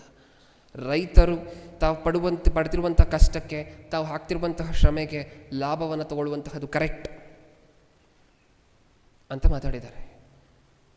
ಅದು ಸರಿ. ರೈತರು ತಾವು ಪಡ್ತಿರುವಂಥ ಕಷ್ಟಕ್ಕೆ, ತಾವು ಮಾಡ್ತಿರುವಂತಹ ವ್ಯವಸಾಯಕ್ಕೆ ಲಾಭ ತಗೊಳ್ಬೇಕಾಗಿರುವಂತಹದ್ದೇ. ಅವ್ರು ಲಾಭ ತಗೊಳ್ಬೇಕು ಅಂತ ಹೇಳಿ ದೇವರು ಅವ್ರ ಪರ ನಿಂತಿದ್ದಾರೆ. ನೋಡ್ತೀರಾ ಸತ್ಯವೇದದಲ್ಲಿ? ಒಂದ್ಸಾರಿ ನೋಡೋಣ. ಕೊರಿಂಥದವರಿಗೆ ಬರೆದ ಮೊದಲನೇ ಪತ್ರಿಕೆ 9ನೇ ಅಧ್ಯಾಯ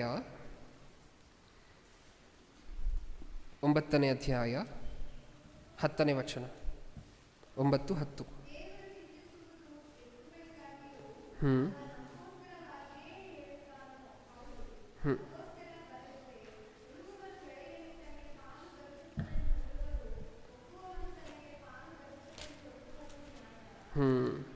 ಏನಂತ ಹೇಳಿದ್ದಾರೆ ದೇವರು? ಸುಮಾರು ಜನಕ್ಕೆ ಡೌಟ್ ಇರುತ್ತೆ. ಏನು ಬ್ರದರ್, ನಾವು ಮಾಡ್ತಿರುವಂಥ ಉದ್ಯೋಗದಲ್ಲಿ 100% ನ್ಯಾಯ ಇದೆಯಾ? ಯಾಕೆಂದರೆ ಏನಾದರೂ ತಪ್ಪು ಮಾಡ್ತಿದ್ದೀನಿ ಅಂತ ಭಯನೇನು ನನಗೆ? ಹೌದಾ? ನಾವು ಮಾಡ್ತಿರುವಂಥ ಉದ್ಯೋಗಗಳಲ್ಲಿ 100% ಕರೆಕ್ಟಾಗಿರುವಂತಹ ಉದ್ಯೋಗ ಮಾಡ್ತಿದ್ದೀವ? ನಾವು ನ್ಯಾಯವಾಗಿರುವಂಥ ಉದ್ಯೋಗವನ್ನು ಮಾಡ್ತಿದ್ದೀವ? ದೇವರು ಧ್ವನಿ ಎತ್ತಿದ್ದಾರೆ ರೈತರ ಬಗ್ಗೆ. ಏನಂತ? ರೈತನು ಒಂದು ವೇಳೆ ತಾನು ಬೀಜ ಬಿತ್ತಿ ಅದಕ್ಕೋಸ್ಕರ ಕಷ್ಟಪಟ್ಟಿದ್ದಾನೆ ಅಂತ ಹೇಳಿದ್ರೆ, ಅದರ ನಿಮಿತ್ತ ಬೆಳೆ ಬಂದಾಗ ಅದರಿಂದ ಆತನು ಲಾಭ ತಗೊಳ್ಳುವಂತಹದ್ದು ದೇವರು ಸರ್ಟಿಫೈ ಮಾಡ್ತಿದ್ದಾರೆ. ಏನಂತ? ನೀವು ಬದುಕ್ತಿರುವಂತಹ ಬದುಕು ನ್ಯಾಯವಾಗಿರುವಂತಹದ್ದು, ಅದಕ್ಕೆ ಬರಬೇಕಾಗಿರುವಂತಹ ಲಾಭ ನಿನಗೆ ಸಿಕ್ಕಬೇಕು. ಇನ್ನೊಂದ್ಸರಿ ಓದೋಣ ಅದೇ ಮಾತನ್ನು. ದೇವರು ಚಿಂತಿಸುವುದು ಎತ್ತುಗಳಿಗಾಗಿಯೋ ಅಥವಾ ನಮಗೋಸ್ಕರವಾಗಿಯೋ ಹೇಳುತ್ತಾನೋ? ಹೌದು, ನಮಗೋಸ್ಕರ ಬರೆದತೆ. ಉಳುವವನು ಬೆಳೆಯಲ್ಲಿ ತನಗೆ ಪಾಲು ದೊರಕುತ್ತೆಂದು ಉಳುವುದು, ಒಕ್ಕುವವನು ತನಗೆ ಪಾಲು ದೊರಕುತ್ತೆಂದು ಒಕ್ಕುವುದು ಏನಂತೆ? ನ್ಯಾಯ. ಆತನಿಗೆ ಲಾಭ ಸಿಕ್ಕಬೇಕು. ಇದು ದೇವರ ವಾಯ್ಸ್. ರೈತರಿಗೆ ಲಾಭ ಸಿಕ್ಕಬೇಕು. ತಾವು ಬೆಳೆದಿರುವಂತಹ ಬೆಳೆಗೆ ಲಾಭ ಸಿಕ್ಕಬೇಕು. 2 ರೂಪಾಯಿ 3 ರೂಪಾಯಿಗೆ ಟೊಮ್ಯಾಟೊ ಹಣ್ಣನ್ನು ಮಾರ್ಕೊಳ್ತಿದ್ದಾರೆ, ಈರುಳ್ಳಿಯನ್ನು ಮಾರ್ಕೊಳ್ತಿದ್ದಾರೆ, 5 ರೂಪಾಯಿ ಕೆಜಿ 10 ರೂಪಾಯಿ ಕೆಜಿಗೆ ಮಾರ್ಕೊಳ್ತಿದ್ದಾರೆ ಅಂತ ಹೇಳಿದಾಗ ಅದಕ್ಕೆಲ್ಲದಕ್ಕಿಂತ ಹೆಚ್ಚಾಗಿ ಬಾಧೆ ಪಡ್ತಿರುವಂಥದ್ದು ಯಾರಲ್ಲಿ? ದೇವರು. ಲಾಭ ಸಿಕ್ಕಬೇಕು ಅಂತ ಹೇಳಿದ್ರಲ್ವ ದೇವರು? ಲಾಭ ಸಿಕ್ಕಬೇಕು ರೈತನಿಗೆ ಅಂತ ಹೇಳಿದ್ರಲ್ವ? ದೇಶ ಮುಂದುವರಿಬೇಕಾದ್ರೆ ಈ ಕಾರ್ಯಕ್ರಮಗಳನ್ನೆಲ್ಲ ಮಾಡಬೇಕು ಪ್ರಿಯರೇ. ಯಾವ ಕಾರ್ಯಕ್ರಮಗಳು? ಇವಾಗ ನಾವು ನೋಡಿದ್ವಲ್ವ, ಮೊಟ್ಟ ಮೊದಲನೇ ರೆಫರೆನ್ಸಲ್ಲಿ ರೈತರನ್ನು ಚೆನ್ನಾಗಿ ನೋಡ್ಕೊಳ್ಳಿ, ರೈತರಿಂದ ಎಲ್ಲರಿಗೂ ಒಳ್ಳೆಯದಾಗುತ್ತೆ, ದೇಶದಲ್ಲಿರುವಂಥ ಎಲ್ಲರಿಗೂ ಒಳ್ಳೆಯದಾಗುತ್ತೆ ಅಂತ ಹೇಳಿದ್ರು. ಇಲ್ಲಿ 2ನೇ ರೆಫರೆನ್ಸಲ್ಲಿ ಏನು ಹೇಳ್ತಿದ್ದಾರೆ? ಲಾಭ ಸಿಕ್ಕಬೇಕು, ರೈತನು ತಾನು ಬೆಳೆದಿರುವಂತಹ ಬೆಳೆಗೆ ತನಗೆ ಲಾಭ ಸಿಕ್ಕಬೇಕು. ಸಿಗ್ತಿದೆಯಾ? ಮೋಸ್ಟ್ ಆಫ್ ದ ಟೈಮ್ಸ್ ಸಿಕ್ಕುತ್ತಾ ತಾನು ಬೆಳೆದಿರುವಂತಹ ಬೆಳೆಗೆ ಲಾಭ? ತಾನು ಬೆಳೆದಿರುವಂತಹದ್ದಕ್ಕೆ ಏನು ಖರ್ಚು ಮಾಡಿದಾನೋ, ತಾನು ಬ್ಯಾಂಕ್ ಲೋನ್ ಎಷ್ಟು ತೆಗೆದು ಅದ್ರ ಮೇಲೆ ಹಾಕಿದಾನೋ ಅಷ್ಟು ಕೈಗೆ ಬಂದುಬಿಟ್ರೆ ಸಾಕು, 1 ರೂಪಾಯಿ ಲಾಭ ಬೇಡ ಅಂತ ಅಂದ್ಕೊಳ್ತಾರೆ. ಗೊತ್ತಾ ತುಂಬ ಜನ ರೈತರು ಏನು ಅಂದ್ಕೊಳ್ತಾರೆ? ತಾನು ಎಷ್ಟು ಖರ್ಚು ಮಾಡಿದಾರೋ ಬಂಡವಾಳಕ್ಕೆ, ತಾನು ಬಿತ್ತುವಂತಹ ಬೀಜಕ್ಕೆ ಎಷ್ಟು ಖರ್ಚು ಮಾಡಿದಾರೋ, ಫರ್ಟಿಲೈಸರ್ಸ್ಗೆ, ಪೆಸ್ಟಿಸೈಡ್ಸ್ಗೆ, ಈ ಔಷಧಿಗಳಿಗೆಲ್ಲ ಎಷ್ಟು ಖರ್ಚು ಮಾಡಿದಾರೋ, ಗೊಬ್ಬರಕ್ಕೆ ಎಷ್ಟು ಖರ್ಚು ಮಾಡಿದಾರೋ, ಬ್ಯಾಂಕಿಂದ ಲೋನ್ ತೆಗೆದು ಎಷ್ಟು ಖರ್ಚು ಮಾಡಿದಾರೋ, ಇದಕ್ಕೆ ತಾನು ಖರ್ಚು ಮಾಡಿರುವಂಥ ಅಮೌಂಟ್ ತನಗೆ ಬಂದುಬಿಟ್ರೆ ಸಾಕು ಅಂತ ಅಂದ್ಕೊಳ್ತಾರೆ. ಗೊತ್ತಾ ತುಂಬ ಸರಿ ರೈತರು. ಇಲ್ಲಿ ದೇವರು ಏನಂತಿದ್ದಾರೆ? ಖರ್ಚು ಮಾಡಿರುವಂಥ ಅಮೌಂಟ್ ಮಾತ್ರ ಅಲ್ಲ, ನೀವು ಖರ್ಚು ಮಾಡಿರುವುದಕ್ಕಿಂತ ಅದರ ಮೇಲೆ ನಿಮಗೆ ಬರಬೇಕಾಗಿರುವಂತಹ ಲಾಭ ನೀವು ತಗೊಳ್ಳುವಂತಹದ್ದು ಸಹ ಸರಿ, ಇದು ನ್ಯಾಯವಾಗಿರುವಂತಹದ್ದು. ಸಿಗ್ತಿದೆಯಾ? ಎಷ್ಟು ದೇಶಗಳಲ್ಲಿ ರೈತರನ್ನು ಅವಲಂಬಿಸಿಕೊಂಡು ರೈತರಿಗೆ ಪ್ರಾಮುಖ್ಯತೆ ಕೊಟ್ಕೊಂಡು ಮುಂದೆ ಹೋಗ್ತಿದ್ದೀವಿ? ಎಷ್ಟು ದೇಶಗಳಲ್ಲಿ ಕಾಣಿಸುತ್ತೆ ನಿಮಗೆ ಪ್ರಪಂಚದಲ್ಲಿ ಇದು? ಎಲೆಕ್ಷನ್ ಹತ್ರ ಬಂದಾಗ ಮಾತ್ರ ಹೌದಾ ರೈತರ ಪರ. ಮನ್ನಾ ಏನು? ಸಾಲಗಳು ಮನ್ನಾ, ಹೌದಾ? ಈ ಸಾಲ ಮನ್ನಾ ಆಗುವುದರಿಂದ ಎಲೆಕ್ಷನ್ ದೇವ್ರು ಏನು ಹೇಳಿದ್ದಾರೆ? ಇಷ್ಟಕ್ಕೂ ರೈತರ ಉದ್ಧಾರಕ್ಕೋಸ್ಕರ ದೇವ್ರು ಏನು ಮಾತಾಡಿದ್ದಾರೆ ಅಂತ ಹೇಳಿ ಒಂದು ಕೀ ರೆಫರೆನ್ಸ್ ಇದೆ, ನೋಡೋಣ ಅದನ್ನು ಈಗ ಮುಂದೆ. ಅದಕ್ಕಿಂತ ಮುಂಚೆ ಈ ಸಾಲ ಮನ್ನಾದಿಂದ ಯಾರು ಅಡ್ವಾಂಟೇಜ್ ಪಡ್ಕೊಳ್ತಿರುವಂತಹದ್ದು ನಿಮ್ಮ ಕಣ್ಣು ಕಾಣಿಸುತ್ತೆ ಪ್ರಿಯರೇ? ನೀವು ನೋಡ್ತಿದ್ದೀರಾ ಅಲ್ವಾ ನಿಮ್ಮ ಸುತ್ತಮುತ್ತಲಿರುವಂತಹ ಜನ? ಒಂದು ಸರ್ಕಾರ ಬರಲಿಕ್ಕೆ 5 ವರ್ಷ ಆಗುತ್ತೆ, ಹೌದಾ? ಒಂದು ಸರ್ಕಾರ ಹೋಗಿ ಇನ್ನೊಂದು ಸರ್ಕಾರ ಬರಬೇಕು, ಅಥವಾ ಅದೇ ಸರ್ಕಾರ ಮತ್ತೆ ಬರಬೇಕು ಅಂದರೆ 5 ವರ್ಷ ಆಗುತ್ತೆ. ಈಗ ಸಾಲ ಮನ್ನಾ ಆಗುವಂತಹದ್ದು ಯಾವಾಗ ನಡೆಯುತ್ತೆ? 4.5 ವರ್ಷ ಏನೂ ಇರೋದಿಲ್ಲ, ಸುದ್ದಿ ಏನೂ ಇರೋದಿಲ್ಲ. ಆಮೇಲೆ ಇನ್ನು 6 ತಿಂಗಳಿರಬೇಕಾದ್ರೆ ಇದೆಲ್ಲ ನಡೆಯುತ್ತೆ, ಹೌದಾ? ನಿಜನಾ? ಇದೆಲ್ಲ ಕರೆಕ್ಟಾಗಿ ಗೊತ್ತಿರುವಂತಹದ್ದು ಯಾರಿಗೆ? ಬಡ ರೈತರಿಗ? ಶ್ರೀಮಂತರಾಗಿರುವಂತಹ ಜಮೀನ್ದಾರರಿಗ? 3,000 2,000 ಎಕರೆ ಹೊಲ ಇಟ್ಕೊಂಡಿರುವಂತಹ ಜಮೀನ್ದಾರರಿಗೆ ಇದೆಲ್ಲ ಚೆನ್ನಾಗಿ ಗೊತ್ತಿರುತ್ತಾ? ಯಾವಾಗ ಮನ್ನಾ ಆಗುತ್ತೆ, ಯಾವಾಗ ಮನ್ನಾ ಆಗೋದಿಲ್ಲ ಅಂತ ಗೊತ್ತಿರುತ್ತಾ? ಅಥವಾ ಬಡ ರೈತರು 1/2 ಎಕರೆ, 1 ಎಕರೆ, 1/4 ಎಕರೆ ಹೊಲ ಇಟ್ಕೊಂಡು ಅದರಲ್ಲಿ ವ್ಯವಸಾಯ ಮಾಡ್ತಿರುವಂಥವ್ರಿಗೆ ಯಾರಿಗೂ ಗೊತ್ತಿರುತ್ತೆ, ಹೌದಾ? ಇದರ ಪೂರ್ತಿ ಲಾಭವನ್ನು ಯಾರು ತಗೊಳ್ತಾರೆ? ಎಲೆಕ್ಷನ್ ಇದ್ದಾಗ ಮನೆಗೂ ಹೋಗಿ ಹೇಳ್ಬಿಟ್ಟು ಬಂದ್ವಾ ವೋಟ್ ಹಾಕಿ ಅಂತ ಹೇಳಿ, ಹಣವನ್ನು ಬೇರೆ ಜೇಬಲ್ಲಿ ಇಟ್ಟು ಬಂದ್ವಾ? ಇನ್ನೂ ಜೊತೆಲಿ ಇನ್ನೂ ಏನೇನೋ ಕೊಟ್ಟು ಬಂದ್ವಾ? ಹೌದು. ಈ ಥರ ವಿಚಾರಗಳು ಮನ್ನಾ ಆಗ್ತಿದೆ, ನೀವು ತೊಗೊಂಡಿರುವಂತಹ ಲೋನ್ಗಳೇನಾದರೂ ಇದ್ದರೆ ಮನ್ನಾ ಆಗುತ್ತೆ. ಈ ಸುದ್ದಿಗಳನ್ನು ಏನಕ್ಕೋಸ್ಕರ ಮನೆಗೆ ಹೋಗಿ ಹೇಳೋದಿಲ್ಲ, ಹೌದಾ? ಇಷ್ಟಕ್ಕೂ ಮಳೆ ಜಾಸ್ತಿಯಾಗಿ ಅಥವಾ ಆನೆಕಲ್ಲು ಮಳೆಗಳು ಬಿದ್ದು ಬೆಳೆ ಪೂರ್ತಿ ನಾಶ ಆಗ್ತಿದ್ರೆ ಆ ಬೆಳೆ ನಾಶ ಆಗುತ್ತಲ್ವ? ಆ ಬೆಳೆ ನಾಶ ಆಗಬಾರ್ದು ಅಂದರೆ, ಬೆಳೆ ನಾಶ ಆದರೂ ಸಹ ರೈತನೇನು ಖರ್ಚು ಮಾಡಿದಾನೋ ಆ ಖರ್ಚು ಮತ್ತೆ ರೈತನಿಗೆ ಬರುವುದಕ್ಕೋಸ್ಕರ ಒಂದು ಇನ್ಶೂರೆನ್ಸ್ ಸ್ಕೀಮನ್ನು ಶುರು ಮಾಡಿತು ಸರ್ಕಾರ. Crop insurance scheme. ಗಾಡಿಗಳಿಗೆಲ್ಲ ಇರುತ್ತಲ್ವ ಇನ್ಶೂರೆನ್ಸ್, ಆಕ್ಸಿಡೆಂಟ್ ಆದರೆ ಇನ್ಶೂರೆನ್ಸ್ ಕಂಪ್ನಿಯವರು ಅದಕ್ಕೆ ಕಾಂಪನ್ಸೇಟ್ ಮಾಡ್ತಾರೆ. ಈ ರೀತಿಯಾಗಿರುವಂತಹದ್ದು ಬೆಳೆಗೂ ಒಂದು ಇನ್ಶೂರೆನ್ಸ್ ಇದೆ. ಇದನ್ನು ಶುರು ಮಾಡಿದ್ರು. ಎಷ್ಟು ಜನ ರೈತರಿಗೆ ಗೊತ್ತು? ಒಂದು ಸಾರಿ ಊರ ಕಡೆ ಹೋಗಿ ಕೇಳಿ ನೋಡಿ, ಕ್ರಾಪ್ ಇನ್ಶೂರೆನ್ಸ್ ಸ್ಕೀಮ್ ಗೊತ್ತಾ ನಿನಗೆ ಅಂತ ಹೇಳಿ ಕೇಳಿ ನೋಡಿ ಒಂದು ಸಾರಿ. ಅದು ಏನದು ಅಂತಾರೆ. ಗೊತ್ತಿಲ್ವಾ ಹಾಗಿದ್ರೆ ರೈತರಿಗೆ? ಇಲ್ಲ. ಹೇಳುವಂಥವ್ರು ಯಾರು ಇಲ್ವಾ? ಇಲ್ಲ. ಆದರೆ ವೋಟ್ ಮಾತ್ರ ಮನೆಗೆ ಹೋಗಿ ಕೇಳಿದ್ವಾ? ಈ ಥರ ಇನ್ಫಾರ್ಮೇಷನ್ ರೈತರಿಗೆ ಸಿಕ್ಕಬೇಕಲ್ವಾ? ಎಲ್ಲ ಬಡ ರೈತರಿಗೂ ಸಿಕ್ಕಬೇಕಲ್ವಾ? ಒಬ್ಬರನ್ನು ಅದಕ್ಕೋಸ್ಕರನೇ ನೇಮಿಸಿ ಅವರೇ ಅವ್ರ ಮನೆಗಳಿಗೆ ಹೋಗಿ ಅಪ್ಲಿಕೇಶನಲ್ಲಿ ಹೆಸರು ತಗೊಂಡು ಇದನ್ನೆಲ್ಲ ಮಾಹಿತಿಯನ್ನು ತಿಳಿಸಿ ಬರಲಿಕ್ಕೆ ಯಾರಾದರೂ ಇರಬೇಕಲ್ವಾ?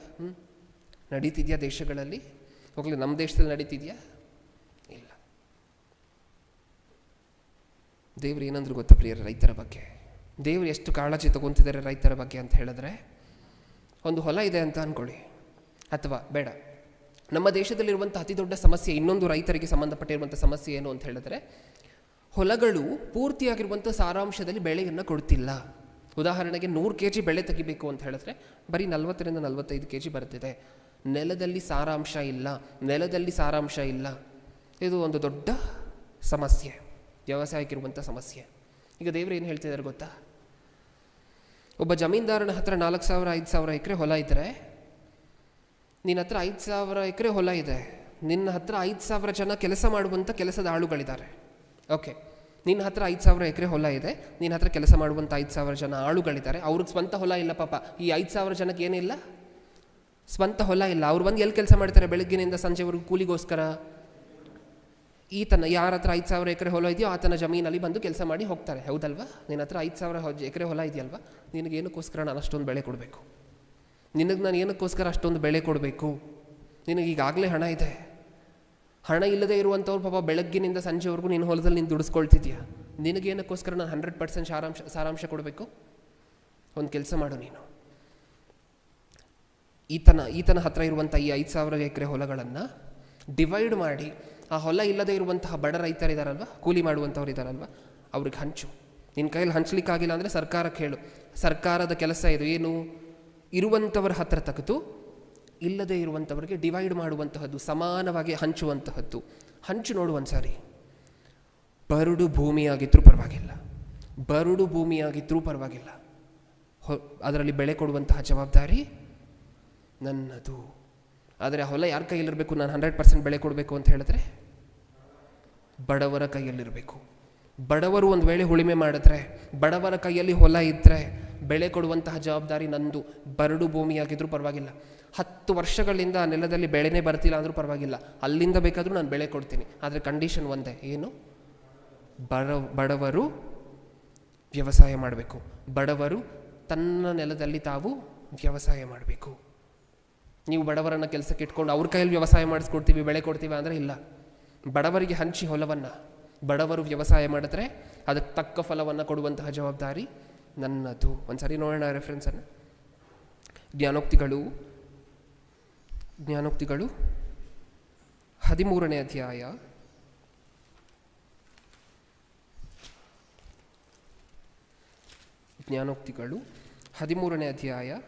23ನೇ ವಚನ, 13-23.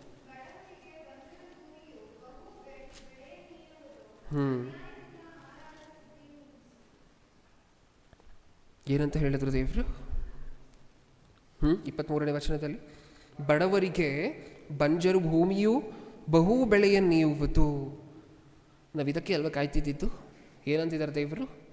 ಬಡವರಿಗೆ ಬಂಜರು ಭೂಮಿಯು ಬಹು ಬೆಳೆಯನ್ನು ಈಯುವುದು, ಕೊಡುವುದು. ಅದನ್ನು ಸ್ಪೆಸಿಫಿಕ್ಕಾಗಿ ಬರ್ಸಿದ್ದಾರೆ. ಇದು ಬಡವರಿಗೆ ಮಾತ್ರ. ನಿಮ್ಮ ದೇಶದಲ್ಲಿ ಬೆಳೆಯ ಕೊರತೆ ಇದೆಯಾ? ನಿಮ್ಮ ದೇಶದಲ್ಲಿ ಬೀಜವನ್ನು ಬಿತ್ತಿದ್ರೂ ಸಹ ಸರಿಯಾಗಿರುವಂಥ ಫಲ ಕೈಗೆ ಬರ್ತಿಲ್ವಾ? ಮಳೆ ಬಂದು ಕೊಚ್ಕೊಂಡು ಹೋಗ್ತಿದ್ಯಾ? ಆನೆಕಲ್ ಮಳೆ ಬಂದು ಏನೇನೋ ಆಗ್ತಿದೆಯಾ? ಹಾಗಾದರೆ ಒಂದು ಕೆಲಸ ಮಾಡಿ, ನೆಲವನ್ನು ಯಾರ ಕೈಯಲ್ಲಿ ಕೊಡಿ? ಬಡವರ ಕೈಯಲ್ಲಿ ಕೊಡಿ. ಬಡವರಿಗೆ ಕೊಡಿ ಹ್ಯಾಂಡ್ ಓವರ್, ಅವ್ರಿಗೆ ಡಿಸ್ಟ್ರಿಬ್ಯೂಟ್ ಮಾಡಿ ಲ್ಯಾಂಡ್ಸನ್ನು. ಫಲ ಕೊಡುವಂತಹ ಜವಾಬ್ದಾರಿ, ಬರಡು ಭೂಮಿಯಾಗಿದ್ದರೂ ಫಲ ಕೊಡುವಂತಹ ಜವಾಬ್ದಾರಿ ನನ್ನದು ಅಂತಿದ್ದಾರೆ ದೇವರು. ಇದೆ ಅಲ್ವಾ? ರೈತರ ಪರವಾಗಿ ನಿಲ್ಲುವಂತಹ, ಕರೆಕ್ಟಾಗಿ ನಿಲ್ಲುವಂತಹದ್ದು ಅಂದರೆ ಇದೆ ಅಲ್ವಾ? ಸುಳ್ಳಾದ ಆಶ್ವಾಸನೆ ಕೊಡ್ತಿಲ್ಲ ಪ್ರಿಯರೇ ಇಲ್ಲಿ ದೇವರು. ಕರೆಕ್ಟಾಗಿ ಹೇಳ್ತಿದ್ದಾರೆ. ಬಂಜರು ಭೂಮಿಯಾಗಿದ್ರೂ ಪರವಾಗಿಲ್ಲ, ಸಾರಾಂಶ ಇಲ್ಲದೆ ಇರುವಂತಹ ಒಂದು ಬರಡಾಗಿದ್ದರೂ ಪರವಾಗಿಲ್ಲ, ನೆಲ ಸಾರಾಂಶ ಅಲ್ಲಿಂದ ನಾನು ಕೊಡ್ತೀನಿ, ಬೆಳೆ ಅಲ್ಲಿಂದ ಬರೋ ಹಂಗೆ ನಾನು ಮಾಡ್ತೀನಿ. ಆದರೆ ಬಡವರಿಗೆ ಹಂಚಿ ದಯವಿಟ್ಟು. ನಿಮಗೆ ಅನ್ನಿಸ್ಬೋದು, ಬ್ರದರ್ ಸುಮ್ಮನಿರಿ ಬ್ರದರ್, ಇದು ಆಗುವಂಥ ಕೆಲಸನ? ನೀವೇನೋ ಹೇಳ್ತಿದ್ದೀರಾ, ನಾವೇನೋ ಕೇಳ್ತಿದ್ದೀವಿ. ಹೌದಾ? ಇದೆಲ್ಲ ಆಗುವಂಥ ಕೆಲಸನ? ಹೋಗಲಿ, ಇದನ್ನು ನಮಗೇನು ಕೇಳ್ತಿದ್ದೀರಾ? ಈ ಕೆಲಸವನ್ನೆಲ್ಲ ಒಂದು ಮಾಡುವಂತಹದ್ದು ಮಿನಿಸ್ಟ್ರುಗಳ ಕೆಲಸ ಅಲ್ವಾ, ಮಂತ್ರಿಗಳ ಕೆಲಸ ಅಲ್ವಾ? ಇದನ್ನೆಲ್ಲ ನಮಗೇನು ಹೇಳ್ತಿದ್ದೀರಾ? ನಮ್ಮ ಕೈಯಲ್ಲಿ ಏನಾದರೂ ಇದೆಯಾ? ಹೋಗಲಿ ನೀವೇ ಹೇಳಿ. ನಮ್ಮ ಪಾಡಿಗೆ ನಾವು ಬೆಳಿಗ್ಗೆ ಹೋಗಿ ಸಂಜೆ ಬರ್ತೀವಿ ಕೆಲಸ ಮುಗಿಸ್ಕೊಂಡು ಅಂತ ನೀವು ಅನ್ಕೊಬೋದು. ಇದು ನಾವೇನಕ್ಕೋಸ್ಕರ ಕೇಳ್ತಿದ್ದೀವಿ ಗೊತ್ತಾ? ನಾಳೆ ಎಲ್ರಿಗೂ ಸಹ ನೆಲ ಹಂಚ್ಬಿಡ್ತಾರೆ ನಮ್ಮ ಮಾತನ್ನು ಕೇಳಿ ಅಂತಲ್ಲ. ನಾಳೆ ಎಲ್ಲ ರೈತರನ್ನು ಚೆನ್ನಾಗಿ ನೋಡ್ಕೋತಾರೆ, ನಾಳೆಯಿಂದ ನಮ್ಮ ಮಾತುಗಳನ್ನು ಕೇಳಿ, ಸತ್ಯವೇದದ ಮಾತುಗಳನ್ನು ಕೇಳಿ ಅಂತಲ್ಲ. ನಿಮಗೆ ಅರ್ಥ ಆಗಿರಬೇಕು ಏನಂತ. ದೇವರು ಸತ್ಯವೇದದಲ್ಲಿ ಯಾವುದ್ಯಾವುದ್ರ ಬಗ್ಗೆ ಮಾತಾಡಿದ್ದಾರೆ? ಬರೀ ಸಾವು, ನರಕ, ಪರಲೋಕ ಇದ್ರ ಬಗ್ಗೆ ಮಾತಾಡಿದಾರ? ಅಥವಾ ದೇವರಿಗೆ ಏನಾದರೂ ಸಾಮಾಜಿಕ ಕಳಕಳಿನೂ ಇದೆಯಾ? ಸೋಷಿಯಲ್ ರೆಸ್ಪಾನ್ಸಿಬಿಲಿಟೀಸು ಇದೆಯಾ ದೇವರಿಗೆ? ದೇವರು ರೈತರ ಪರವಾಗಿ ಏನಾದರೂ ಮಾತಾಡಿದ್ದಾರೆ? ಇವತ್ತೊಂದು ಫಿಲಮ್ ಆ್ಯಕ್ಟ್ರು ಬಂದು ನಾನು ರೈತರ ಪರವಾಗಿ ನಿಂತೀನಿ ಅಂತಾರೆ, ಇನ್ನೊಬ್ಬರು ನಾಳೆ ಬಂದು ಮಂತ್ರಿ ಬಂದು ನಾನು ರೈತರ ಪರವಾಗಿ ನಿಲ್ತೀನಿ ಅಂತಾರೆ. ಹೌದಾ? ನಮ್ಮ ಅವ್ರಿಗೆ ಸಮಸ್ಯೆ ಏನಾದರೂ ಬಂದರೆ ಅಡ್ರೆಸ್ಗೆ ಇರೋದಿಲ್ಲ ಯಾರೂ ಸಹ. ಈ ಥರನ ದೇವರು ಇವರೇ ಆಶ್ವಾಸನೆ ಕೊಡ್ತಿದ್ದಾರೆ ಅಂತ ಹೇಳಿದ್ರೆ ದೇವರು ಏನು ಮಾತಾಡಿಲ್ವ ರೈತರ ಬಗ್ಗೆ? ನ್ಯೂಸ್ ಪೇಪರನ್ನು ನೀವು ಓಪನ್ ಮಾಡಿದರೆ ನ್ಯೂಸ್ ಪೇಪರನ್ನು 10 ಕಡೆ ಬಂದಿರುತ್ತೆ ರೈತರಿಗೆ ಸಂಬಂಧಪಟ್ಟಿರುವಂಥ ಸುದ್ದಿ. ಇವ್ರು ವಿಷ ಕುಡಿದ್ರು, ಅವ್ರು ಹಿಂಗಾದ್ರು, ಅವ್ರು ಹಂಗಾದ್ರು ಅಂತ ಹೇಳಿ. ಹೌದಾ? ಅದನ್ನೆಲ್ಲ ನೋಡ್ತಿರ್ಬೇಕಾದ್ರೆ ನಮಗೇನಾದರೂ ಗೊತ್ತಿರಬೇಕಲ್ವ? ಸತ್ಯವೇದದಲ್ಲಿ ನಮ್ಮ ತಂದೆ ಎಷ್ಟು ದೊಡ್ಡವರು ಅಂತ ಗೊತ್ತಿರಬೇಕಲ್ವ? ನಮ್ಮ ತಂದೆಗೂ ಸಾಮಾಜಿಕ ಕಳಕಳಿ ಇದೆ ಅಂತ ಗೊತ್ತಿರಬೇಕಲ್ವ? ರೈತರನ್ನು ಉದ್ದೇಶಿಸಿ ಸಾಕಷ್ಟು ಮಾತಾಡಿದ್ದಾರೆ ದೇವರು ಅಂತ ಗೊತ್ತಿರಬೇಕಲ್ವ? ಅದಕ್ಕೋಸ್ಕರ ಇದನ್ನು ನೋಡ್ತಿದ್ದೀವಿ. ಯಾರು ಚೇಂಜ್ ಆಗೋಗ್ತಾರೆ, ಮಂತ್ರಿಗಳೆಲ್ಲ ನಾಳೆಯಿಂದ ಮಾರ್ಪಟ್ಬಿಡ್ತಾರೆ, ಎಲ್ಲರೂ ರೈತರ ಮನೆಗೆ ಹೋಗಿ ಕ್ಯೂ ನಿಂತ್ಕೊಳ್ತಾರೆ, ಏನು ಬೇಕಮ್ಮ ಅಂತ ಹೇಳಿ ಅದು ಮಾಡ್ತಾರೆ ಅಂತಲ್ಲ ಇದನ್ನು ಆಲೋಚನೆ ಮಾಡ್ತಿರುವಂತಹದ್ದು. ನಮಗೆ ಗೊತ್ತಿರಬೇಕು ದೇವರಿಗೆ ಸಾಮಾಜಿಕ ಕಳಕಳಿ ಇದೆ. ರೈತರ ಪರವಾಗಿ ಎಲ್ಲರೂ ಕೊಟ್ಟಂತೆ ಸುಳ್ಳು ಟೊಳ್ಳು ಆಶ್ವಾಸನೆಗಳನ್ನು ದೇವರು ಕೊಡ್ತಿಲ್ಲ, ನಿಜ ಹೇಳ್ತಿದ್ದಾರೆ. ಏನಂತ? ಬಡವರು ಬಿತ್ತಿದ್ರೆ ಬರುಡು ಭೂಮಿಯಿಂದನೂ ಬೆಳೆ ಕೊಡುವಂತಹ ಜವಾಬ್ದಾರಿ ನಂದು. ಇಷ್ಟಕ್ಕೂ ಇನ್ನೊಂದು ವಿಚಾರ ಗೊತ್ತಾ? ಓಕೆ, ನಾವು ಯಾವುದಕ್ಕಾದರೂ ಹೋಲಿಸ್ಕೊಳ್ಳಿ ಅಂತ ಹೇಳಿ ನಮ್ಮನ್ನು ಹೇಳಿದ್ರೆ ನಮಗೊಂದು ಪ್ರಶ್ನೆ ಬಂದು, ನೀವು ಯಾವುದಾಗಬೇಕು, ನಿಮಗೆ ಇಷ್ಟ ಇರುವಂಥ ಪ್ರೊಫೆಷನ್ ಯಾವುದು ಅಂತ ಹೇಳಿ ನಮ್ಮನ್ನು ಕೇಳಿದ್ರೆ ಏನಂತ ಹೇಳ್ತೀವಿ ಪ್ರಿಯರೇ ನಾವು? ನಿಮಗೆ ಇಷ್ಟ ಇರುವಂಥ ಉದ್ಯೋಗ ಅಥವಾ ನಿಮಗಿಷ್ಟ ಇರುವಂಥ ಪ್ರೊಫೆಷನ್ ಯಾವುದು ಅಂತ ಹೇಳಿ ಕೇಳಿದ್ರೆ ಏನಂತೀವಿ? ಹೌದಾ? ಡಾಕ್ಟ್ರ್ ಅಂತ ಒಬ್ಬರು, ಪೊಲೀಸ್ ಅಂತ ಒಬ್ಬರು, ಸಾಫ್ಟ್ವೇರ್ ಇಂಜಿನಿಯರ್ ಅಂತ ಒಬ್ಬರು, ಹೌದಾ? ಇದೇ ಅಲ್ವಾ? ಗೌರ್ಮೆಂಟ್ ಕೆಲಸ ಸಿಕ್ಬಿಟ್ರೆ ಸಾಕು ಬರ್ತಾರೆ ಅಂತ ಹೇಳಿ ಇನ್ನೊಬ್ಬರು. ಇದೇ ಅಲ್ವಾ ನಮ್ಮ ಬಾಯಿಂದ ಬರುವಂಥ ಉತ್ತರಗಳು? ಈಗ ದೇವ್ರಿಗೊಂದು ಆಪ್ಷನ್ ಇದೆ, ಏನಂತ? ತನ್ನನ್ನು ತಾವು ಯಾವುದಕ್ಕಾದರೂ ಹೋಲಿಸ್ಕೊಬೋದು ಅಂತ. ಓಕೆ, ಈಗ ದೇವರು ತನ್ನನ್ನು ತಾನು ಏನಕ್ಕೋಸ್ಕರ ಹೋಲಿಸ್ಕೊಂಡಿದ್ದಾರೆ ಸತ್ಯವೇದದಲ್ಲಿ? ದೇವರು ತನ್ನನ್ನು ತಾನು ಯಾರಿಗೆ ಹೋಲಿಸ್ಕೊಂಡಿದ್ದಾರೆ ಸತ್ಯವೇದದಲ್ಲಿ? ಒಂದು ಸಾರಿ ನೋಡೋಣ. ನಮಗೆ ಡಾಕ್ಟ್ರುಗಳು, ಇಂಜಿನಿಯರ್ಗಳು ಬಿಟ್ಟರು ಬೇರೆ ಪದಗಳು ಬರೋದಿಲ್ಲ. ದೇವರು ತನ್ನನ್ನು ತಾನು ಏನಕ್ಕೋಸ್ಕರ ಹೋಲಿಸ್ಕೊಂಡಿದ್ದಾರಂತೆ? ಯೋಹಾನನು ಬರೆದ ಸುವಾರ್ತೆ 15ನೇ ಅಧ್ಯಾಯ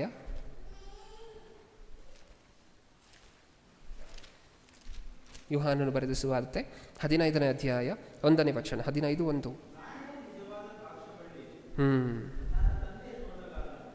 ಏನಂತೆ? ಯೇಸು ಕ್ರಿಸ್ತರೇನಂತೆ? ದ್ರಾಕ್ಷ ಬಳ್ಳಿ. ಓಕೆ, ತಂದೆ ಆಗಿರುವಂಥ ದೇವರನ್ನ ಏನಂತೆ? ತೋಟಗಾರನು ಅಂದರೆ ರೈತನು, ಹೌದಾ ಇಲ್ವಾ? ಏನಕ್ಕೋಸ್ಕರ ಹೋಲಿಸ್ಕೊಂಡಿದ್ದಾರೆ ದೇವರು? ನಾನು ರೈತನು, ನಾನು ಡಾಕ್ಟ್ರು ಅಂದ್ರೆ, ನಾನು ಇಂಜಿನಿಯರ್ ಅಂದ್ರೆ, ಇಷ್ಟಕ್ಕೂ ಡಾಕ್ಟ್ರಿಗೆ ಇಂಜಿನಿಯರ್ಗೆಲ್ಲ ಮೀರಿರುವಂತಹ ಮೇಧಸ್ಸನ್ನು ದೇವರು ಬರುವಂತಹ ವಾರಗಳಲ್ಲಿ ನೋಡೋಣ. ದೇವರು ಡಾಕ್ಟ್ರಾಗಿ ಹೇಗೆ ರೋಲನ್ನು ಫುಲ್ಫಿಲ್ ಮಾಡಿದ್ರು, ದೇವರು ಇಂಜಿನಿಯರ್ ಆಗಿ ದೇವರು ಹೇಗೆ ರೋಲನ್ನು ಫುಲ್ಫಿಲ್ ಮಾಡಿದ್ರು, ನಮ್ಮ ಕಣ್ಮುಂದೆ ನೋಡುವಂತಹ ಡಾಕ್ಟ್ರುಗಳನ್ನು, ಇಂಜಿನಿಯರ್ಗಳನ್ನು ನೋಡಿದ್ರೆ ನಾವು ಶಾಕ್ ಆಗ್ತಿರ್ತೀವಲ್ವ? ಅಪ್ಪ ಎಂಥ ಬುದ್ಧಿವಂತರು, ಈ ಮನೆಯನ್ನು ಕಟ್ಟಿದವರು ಅಂತಿರ್ತೀವಲ್ವ? ಡಾಕ್ಟ್ರನ್ನು ನೋಡಿದ್ರೆ ಅನ್ನಿಸ್ತಿರುತ್ತಲ್ವ? ಇಷ್ಟು ಗಾಯ ಆಗಿದ್ರೂ ಸಹ ಅಷ್ಟನ್ನು ಸೇರಿಸಿ ಹೊಲಿಗೆ ಹಾಕಿ ಅದನ್ನು ವಾಸಿ ಮಾಡಿದ್ರು ಅಂತ ಹೇಳಿ ನೋಡೋಣ. ಮುಂದೆ ಬರುವಂತಹ ವಾರಗಳಲ್ಲಿ ನೋಡೋಣ. ದೇವರು ಎಷ್ಟು ದೊಡ್ಡ ಡಾಕ್ಟ್ರು, ಎಷ್ಟು ದೊಡ್ಡ ಇಂಜಿನಿಯರು, ಎಷ್ಟು ದೊಡ್ಡ ಆರ್ಕಿಟೆಕ್ಟ್ ಅಂತ ಹೇಳಿ ಬರುವಂತಹ ವಾರಗಳಲ್ಲಿ ನೋಡೋಣ. ಆದರೆ ಇವತ್ತಿಗೆ ದೇವರು ಏನಂತಿದ್ದಾರೆ? ತನ್ನನ್ನು ತಾನು ಡಾಕ್ಟ್ರು ಮಾಡುವಂಥ ಕೆಲಸವನ್ನೆಲ್ಲ ಮಾಡಿದ್ದಾರೆ, ಹೌದಾ ಇಲ್ವಾ? ಹವ್ವಳನ್ನು ಸೃಷ್ಟಿ ಮಾಡಬೇಕಾದ್ರೆ ಏನು ಮಾಡಿದ್ರು? ಹವ್ವಳನ್ನು ಸೃಷ್ಟಿ ಮಾಡಬೇಕಾದ್ರೆ ದೇವರು ಏನೇನು ಮಾಡಿದ್ರು? ಆದಾಮನ ಹತ್ರ ಹೋಗಿ ಗಾಢ ನಿದ್ರೆ ಬರೋ ಹಾಗೆ ಮಾಡಿ ಪಕ್ಕೆಯಿಂದ ಎಲುಬನ್ನು ತೆಗೆದು ಸ್ತ್ರೀಯಾಗಿ ಸೃಷ್ಟಿ ಮಾಡಿದ್ರು. ನಿಜನಾ? ಅಂದರೆ ದೇವರು ಒಂದು ಆಪರೇಷನನ್ನು ಮಾಡ್ತಿದ್ದಾರೆ. ಈ ಆಪರೇಷನಲ್ಲಿ ಒಂದು ಮೂಳೆಯನ್ನು ತೆಗಿತಿದ್ದಾರೆ. ಆಪರೇಷನ್ ಮಾಡುವುದಕ್ಕಿಂತ ಮುಂಚೆ ಏನು ಮಾಡಿದ್ರು? ನಿದ್ರೆ ಬರೋ ಹಂಗೆ ಮಾಡಿದ್ರ? ಅನೆಸ್ಥೇಷಿಯಾ ಅಂತ ಹೇಳಿ ಕರಿತೀವಿ ಈಗಿನ ಕಾಲದಲ್ಲಿ, ಹೌದಲ್ವಾ? ಮತ್ತು ಬರೋ ಹಂಗೆ ಮಾಡಿನೇ ಅಲ್ವಾ ಡಾಕ್ಟ್ರು ನಮಗೇನಾದರೂ ಆಪರೇಷನ್ ಮಾಡುವಂತಹದ್ದು? ದೇವರು ಅದನ್ನು 7,000 ವರ್ಷಗಳ ಹಿಂದೆನೋ 8,000 ವರ್ಷಗಳ ಹಿಂದೆನೋ ಮಾಡಿದ್ರು. ದೇವ್ರು ಏನು ಅದರ ಪ್ರಕಾರ ನೋಡಿಕೊಂಡ್ರೆ ದೇವ್ರು ಏನು? ವೈದ್ಯನು, ಡಾಕ್ಟರ್, ಹೌದಾ? ಈ ಲೋಕವನ್ನೆಲ್ಲ ಸೃಷ್ಟಿ ಮಾಡಿದ್ರ? ಈ ಪ್ರಪಂಚದಲ್ಲಿ ಒಂದೊಂದನ್ನು ನೋಡ್ತಿರ್ಬೇಕಾದ್ರೆ ಏನು ಅನ್ನಿಸ್ಬೇಕು ನಿಮಗೆ? ಆರ್ಕಿಟೆಕ್ಟ್, ಇಂಜಿನಿಯರ್ ದೇವರು, ಹೌದಾ? ಆದರೆ ಎಲ್ಲೂ ಸಹ ಇಂಜಿನಿಯರ್ ಅಂತ ಬರೆಸ್ಕೊಂಡಿಲ್ಲ ದೇವರು. ಈ ಥರ ನಾನು ರೈತನು ಅಂತ ಹೇಗೆ ಖಚಿತವಾಗಿ ಬರೆಸ್ಕೊಂಡಿದ್ದಾರೋ ಆ ಥರ ನಾನು ಡಾಕ್ಟ್ರು ಅಂತ ಹೇಳಿ ಬರೆಸ್ಕೊಂಡಿದ್ದಾರೆ ಅಂತ ಅಂದ್ಕೊಳ್ಳಿ. ಆದರೆ ಇಷ್ಟೊಂದು ಖಚಿತವಾಗಿ ಏನಂತ ಬರೆಸ್ಕೊಂಡಿದ್ದಾರೆ? ನಾನು ತೋಟಗಾರನು, ನಾನು ರೈತ, ಹೌದಾ? ನಾನು ರೈತರ ಪರ ಅಂತ ಇನ್ನೊಂದು ಕಡೆ. ಈ ರೈತರ ಪರ ಅಂದರೆ ಈಗ ತಾನೇ ನೋಡಿದ್ವಲ್ವ ನಾವು ರೆಫರೆನ್ಸ್ಗಳು. ಈ ರೈತನು, ದೇವರು ರೈತನಂತೆ, ಅದರ ಜೊತೆ ಯಾರ ಪರವಾಗಿ? ಈ ಲೋಕದಲ್ಲಿ ವ್ಯವಸಾಯ ಮಾಡುವಂತಹ ರೈತರ ಪರವಾಗಿ. ಯಾರಾದರೂ ಮಾತಾಡಿರುವಂತಹದ್ದು ನೋಡಿದ್ದೀರಾ ನೀವು ಸ್ಟೇಜ್ ಮೇಲೆ ನಿಂತು? ಅಂದರೆ ಯಾರಾದರೂ ಒಬ್ಬರು ಮಿನಿಸ್ಟ್ರು ಈ ಥರ ದೇವರು ಮಾತಾಡಿರೋ ಹಾಗೆ ಮಾತಾಡಿರುವಂತಹದ್ದು ನೋಡಿದ್ದೀರಾ? ನಾನು ರೈತ ಅಂತ ಹೇಳಿ ಹೆಮ್ಮೆಯಾಗಿ ಹೇಳ್ಕೊಂಡಿರುವಂತಹದ್ದು, ನನ್ನ ಮಕ್ಕಳು ರೈತರು ಅಥವಾ ದ್ರಾಕ್ಷ ಬಳ್ಳಿಗಳು ಅಂತ ಹೇಳ್ಕೊಂಡಿರುವಂತಹದ್ದು ನೋಡಿದ್ದೀರಾ? ಮಿನಿಸ್ಟ್ರು ಬಂದು ಮೈಕ್ ಹಿಡ್ಕೊಂಡು ನಾನು ರೈತ ಅಂತ ಹೇಳಿದ್ರು. ನನ್ನ ಮಗ ಫಾರಿನಲ್ಲಿ, ನನ್ನ ಮಗ US ಅಲ್ಲಿ ಎಜುಕೇಷನ್ ಮಾಡ್ತಿದ್ದಾನೆ, ಪೋಸ್ಟ್ ಗ್ರ್ಯಾಜುಯೇಷನ್ ಮಾಡ್ತಿದ್ದಾನೆ. ನೀನು ರೈತ ಅಲ್ವಾ? ನಿನ್ನ ಮಗನನ್ನು ಏನಕ್ಕೋಸ್ಕರ ರೈತ ಮಾಡಿಲ್ಲ? ಆದರೆ ದೇವರು ಮಾತ್ರ ನನ್ನ ಮಗ ದ್ರಾಕ್ಷ ಬಳ್ಳಿ, ನಾನು ರೈತನು. ಇನ್ನೊಂದು ಕಡೆ, ಇದೊಂದೇ ಕಡೆ ಅಲ್ಲ ಬರ್ಸಿರುವಂತಹದ್ದು ರೈತರ ಬಗ್ಗೆ ಹೋಲಿಸ್ಕೊಂಡಿರುವಂತಹದ್ದು ದೇವರು. ಇನ್ನೂ ಏನೇನು ಮಾತಾಡಿದ್ದಾರೆ ನಿಮಗೆ ಗೊತ್ತಿರುವಂತಹದ್ದು ಹೇಳಿ ನೋಡೋಣ. ತಂದೆ ತೋಟದ ಮಾಲೀಕನು, ಯೇಸು ಕ್ರಿಸ್ತರೇನು? ತೋಟಗಾರನು. ಇನ್ನೊಂದು ಕಡೆ ನೋಡ್ತೀರಾ ಇದನ್ನು? ಇನ್ನೊಂದು ಕಡೆ ನಿಮಗೆ ಗೊತ್ತಲ್ವಾ ಅದು? ಫಲ ಕೊಡದೇ ಇರುವಂತಹ ಮರಗಳಿರುತ್ತೆ, ಅದನ್ನು ಕಡ್ದು ಹಾಕಬೇಕು ಅಂತ ಹೇಳಿ ತೋಟದ ಮಾಲೀಕರು ಬಂದಾಗ ಈ ತೋಟಗಾರನ ಏನು ಮಾಡ್ತಾರೆ, ಯೇಸು ಕ್ರಿಸ್ತರು ಇನ್ನೊಂದು ಸ್ವಲ್ಪ ಸಮಯ ಕೊಡಿ ಅಂತ ಕೇಳುವಂತಹದ್ದು ನಿಮಗೆ ಗೊತ್ತಲ್ವ. ಅಲ್ಲೂ ಏನಂತ ನೋಡ್ತಿದ್ದೀರಾ ನೀವು, ನಾನು ವ್ಯವಸಾಯಕನು. ಸಾಮಾಜಿಕ ಕಳಕಳಿಯನ್ನು ಹೊಂದಿರುವಂಥ ಏಕೈಕ ಪುಸ್ತಕ ಅಂತ ಹೇಳಿದ್ರೆ ಅದು ಸತ್ಯವೇದನೆ ಪ್ರಿಯರೇ. ಸಾಮಾಜಿಕ ಕಳಕಳಿಯನ್ನು ಹೊಂದಿರುವಂಥವ್ರು ನಿಜವಾಗ್ಲೂ ಯಾರಾದರೂ ಇದ್ದಾರೆ ಅಂತ ಹೇಳಿದ್ರೆ ಅದು ದೇವರೇ. ಸುಮಾರು ಜನ ಮಂತ್ರಿಗಳು ಈ ಕೆಲಸ ಯಾವುದು, ಇರುವಂತಹ ಭೂಮಿಯನ್ನು ಸಮಾನವಾಗಿ ಎಲ್ಲರಿಗೂ ಹಂಚಬೇಕು ಅನ್ನುವಂತಹ ಸುಮಾರು ಸ್ಟೆಪ್ಸ್ಗಳನ್ನು ತೊಗೊಂಡ್ರು. ಇಂದಿರಾ ಗಾಂಧಿ ಗೊತ್ತಲ್ವ ನಮಗೆ, ಅವರು ಒಂದು ಲಾವನ್ನು ಇಂಟ್ರಡ್ಯೂಸ್ ಮಾಡಬೇಕಂತಲೂ ನೋಡಿದ್ರು. ನಮಗೆ ಲ್ಯಾಂಡ್ ಸೀಲಿಂಗ್ ಆ್ಯಕ್ಟನ್ನು ತೊಗೊಂಡು ಬರಬೇಕು ಅಂತ ಹೇಳಿ ಸುಮಾರು ಜನ ಮಂತ್ರಿಗಳು ಪ್ರಯತ್ನಪಟ್ಟರು. ಒಳ್ಳೆ ಮಂತ್ರಿಗಳು, ನಮ್ಮ ದೇಶವನ್ನು ಆಳಿದಂತಹ ಕೆಲವು ಒಳ್ಳೆ ಕೆಲಸಗಳನ್ನು ಮಾಡಿರುವಂತಹ ಮಂತ್ರಿಗಳು. ಲ್ಯಾಂಡ್ ಸೀಲಿಂಗ್ ಆ್ಯಕ್ಟ್ ಅಂತ ಹೇಳಿದ್ರೆ ಒಬ್ಬರಿಗೆ ಇಷ್ಟು ಜಮೀನು ಮೇಲೆ ಇರಬಾರ್ದು, ಅದು ಲಿಮಿಟ್ ಇರಬೇಕು, ಒಬ್ಬರಿಗೆ ಎಷ್ಟಿರಬೇಕು ಅನ್ನುವಂತಹ ಲಿಮಿಟ್ ಇರಬೇಕು. ಅವ್ರಿಗೆ ಇನ್ನೂ ಹೆಚ್ಚಾಗಿದ್ದರೆ ಅದನ್ನೇನು ಮಾಡ್ತೀವಿ, ಸರ್ಕಾರ ತಗೊಂಡು ಬಡವರಿಗೆ ಹಂಚುತ್ತೆ. ಇಂದಿರಾ ಗಾಂಧಿಯ ಟೈಮಲ್ಲೂ ಬಂದಂತಹ ಲಾಗಳು ನಿಮ್ಮೆಲ್ಲರಿಗೂ ಗೊತ್ತಲ್ವ, ಉಳುವವನೇ ಭೂಮಿಗೊಡೆಯ, ಹೌದಾ, ನೆಲದೊಡೆಯ, ಉಳುವವನೇ ನೆಲದೊಡೆಯ. ಇದು ಕೇಳಿದ್ದೀವ ನಾವು. ತುಂಬ ಜನ ಈ ಒಳ್ಳೆ ಕೆಲಸಕ್ಕೋಸ್ಕರ ಪ್ರಯತ್ನ ಪಟ್ಟರು, ಆದರೆ ಬಹಳಷ್ಟು ಜನ ಇದರ ಕಡೆ ತಲೆ ಹಾಕ್ತೇನೂ ಇದ್ದಾರೆ. ಸುಮಾರು ಜನ, ಹೌದಾ, ರೈತರ ಬಗ್ಗೆ ಯೋಚನೆ ಮಾಡಿದಂಥವರು ಇದ್ದಾರೆ. ರೈತರನ್ನು ಟಾರ್ಚರ್, ಬೇರೆ ಯಾವುದ್ಯಾವುದೋ ಕಾಂಪ್ಲೆಕ್ಸ್ ಆಗಿರುವಂಥ ಲಾಗಳನ್ನು ತಗೊಂಬಂದು ರೈತರಿಗೆ ಟಾರ್ಚರ್ ಮಾಡಿರುವಂಥವರು ಇದ್ದಾರೆ. ಓಕೆ, ಅದನ್ನೆಲ್ಲ ಪಕ್ಕಕ್ಕಿಡಿ. ನಮಗೇನರ್ಥ ಆಯಿತು ಸಂದೇಶದಲ್ಲಿ?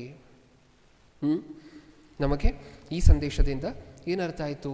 ಸತ್ಯವೇದ ಮತಗ್ರಂಥನ ವಿದೇಶಿ ಗ್ರಂಥನ. ಈ ಕಾಲದಲ್ಲಿ ಕ್ರೈಸ್ತರು ಜಾಸ್ತಿ ವ್ಯವಸಾಯ ಮಾಡ್ತಿದ್ದಾರೆ, ಬೇರೆ ಧರ್ಮದವರು ಜಾಸ್ತಿ ವ್ಯವಸಾಯ ಮಾಡ್ತಿದ್ದಾರೆ ಹೇಳಿ ಪ್ರಿಯರೇ?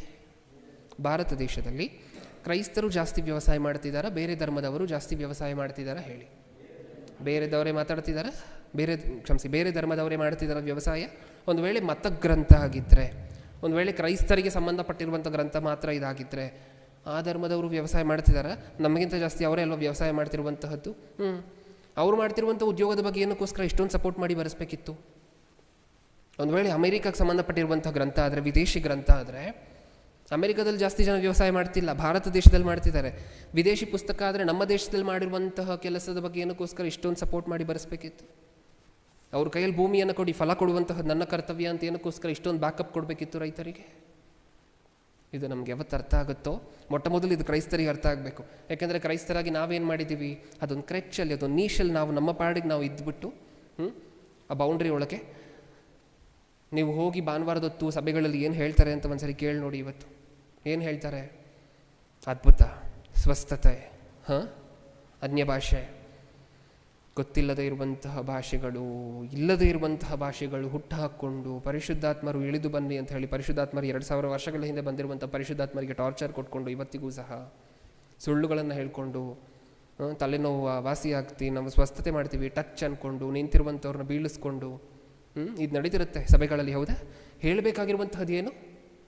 ಈ ಮಾತುಗಳು ಸಮಾಜವನ್ನು ಚೈತನ್ಯಗೊಳಿಸುವಂತಹ ಮಾತುಗಳು. ಇದೆಲ್ಲ ಇದೆಯಾ ಸತ್ಯವೇದದಲ್ಲಿ? ಇಲ್ಲ ಬರೆಸ್ಕೊಂಡು ಬಂದು ಹೇಳ್ತಿರುವಂತಹದ್ದು ಇದೆಯಾ ಸತ್ಯವೇದದಲ್ಲಿ? ನೀವು ನೋಡಿದ್ರೆ ಬರಡು ಭೂಮಿ ಆದರೂ ಪರವಾಗಿಲ್ಲ, ನೀವು ಅವ್ರ ಕೈಗೆ ನೆಲ ಕೊಟ್ಟರೆ ಫಲವನ್ನು ನಾನು ಕೊಡ್ತೀನಿ, ನೀರಿಲ್ಲದೆ ಹೋದರೆ ಕರೆಕ್ಟಾಗಿ ಮಳೆಯನ್ನು ನಾನು ಸುರಿಸ್ತೀನಿ, ಅದೇ ಅಲ್ವಾ ಅದರ ಅರ್ಥ? ಆ ಭೂಮಿಗೆ ನೀರು ಬಂದಿಲ್ಲ ಅಂತ ಅಂದ್ಕೊಳ್ಳಿ, ಆ ಭೂಮಿಯನ್ನು ನೀವು ಬಡವರ ಕೈಗೆ ಕೊಡಿ, ಬೆಳೆ ಬರಬೇಕು ಅಂದರೆ ಏನಾಗಬೇಕು? ನೀರು ಬರಬೇಕು. ಇವಾಗ ಮಳೆ ಬರೆಸುವಂಥದ್ದು ಯಾರ ಕರ್ತವ್ಯ? ಆವಾಗ ದೇವರ ಕರ್ತವ್ಯ. ಹೇಳಿದಾರ ಈ ಮಾತುಗಳನ್ನೆಲ್ಲ? ಯಾವತ್ತಾದರೂ ಹೇಳಿದೀವ ಇದು ಸಮಾಜದ ಮುಂದೆ ಈ ಮಾತುಗಳನ್ನು ಹೇಳಿದೀವ? ನಿಜವಾಗ್ಲೂ ಕ್ರೈಸ್ತ ಪ್ರಪಂಚಕ್ಕೆ ನಾಚಿಕೆ ಆಗಬೇಕು. ಯಾಕೆ?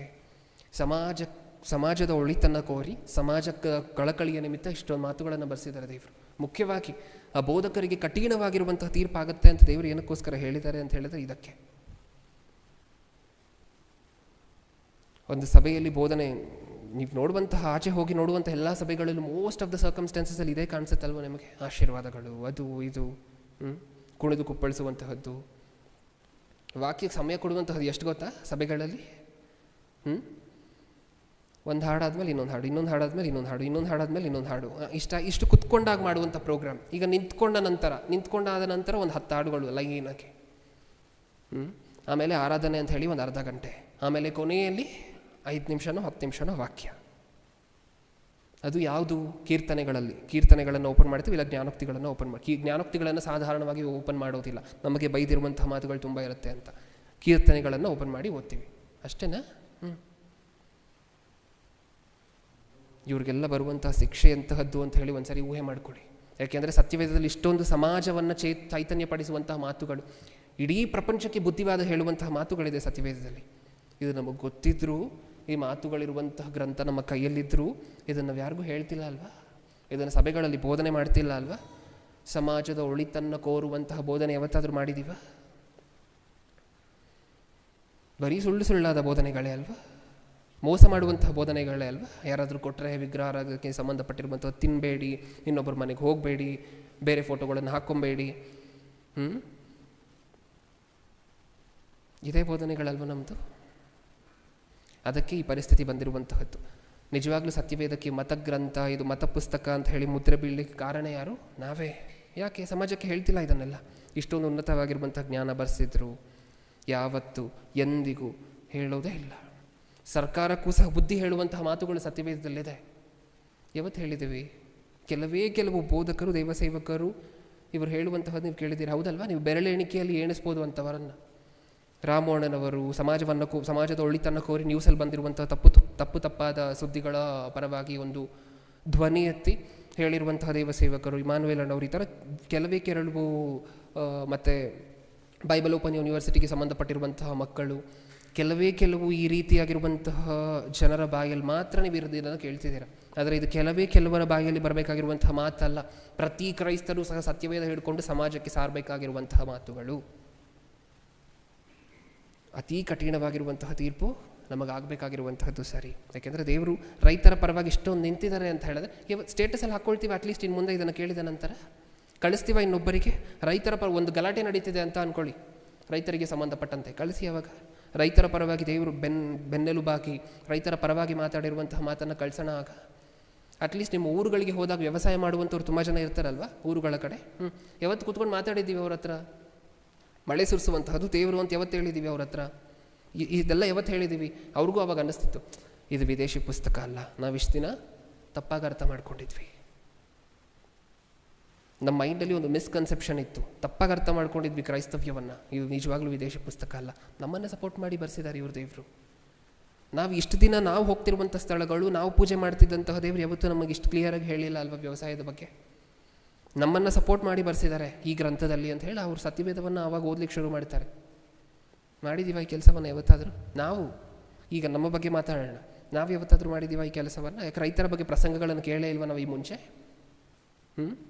ಇಷ್ಟಕ್ಕೂ ವ್ಯವಸಾಯವನ್ನು ಕಲಿಸಿದಂಥವ್ರು ಯಾರು ಮನುಷ್ಯನಿಗೆ? ಯೆಶಾಯನ ಗ್ರಂಥ. ಇದನ್ನು ನೋಡ್ಕೊಂಡು ಮುಗಿಸ್ಕೊಡೋಣ ಪ್ರಿಯರೇ. 28ನೇ ಅಧ್ಯಾಯ 28-24 ಯೆಶಾಯನ ಗ್ರಂಥ 28ನೇ ಅಧ್ಯಾಯ 24ನೇ ವಚನ.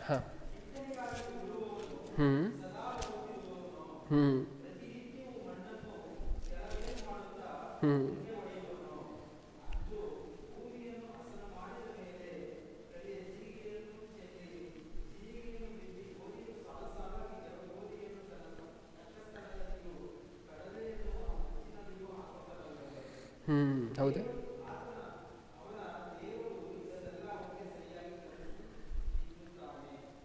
ಏನಂತೆ? ಇದನ್ನೆಲ್ಲ ಕಲಿಸ್ತಂಥವ್ರು ಯಾರಂತೆ? ತಿದ್ದಂಥವ್ರು ಯಾರಂತೆ?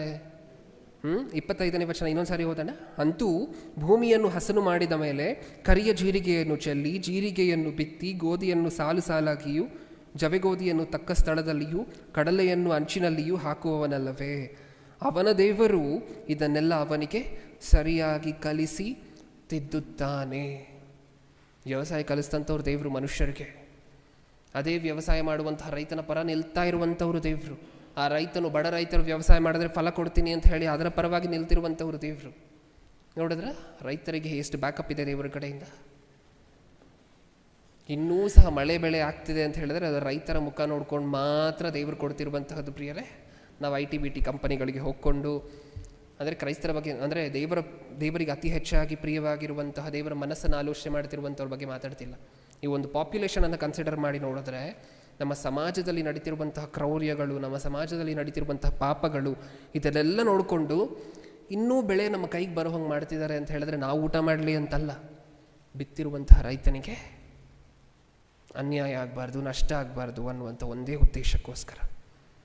ವ್ಯವಸಾಯ ಕಲಿಸಿದ್ದು ದೇವರೇ, ಆ ವ್ಯವಸಾಯಕನ ಪರವಾಗಿ ನಿಲ್ತಿರುವಂತಹದ್ದು ದೇವರೇ.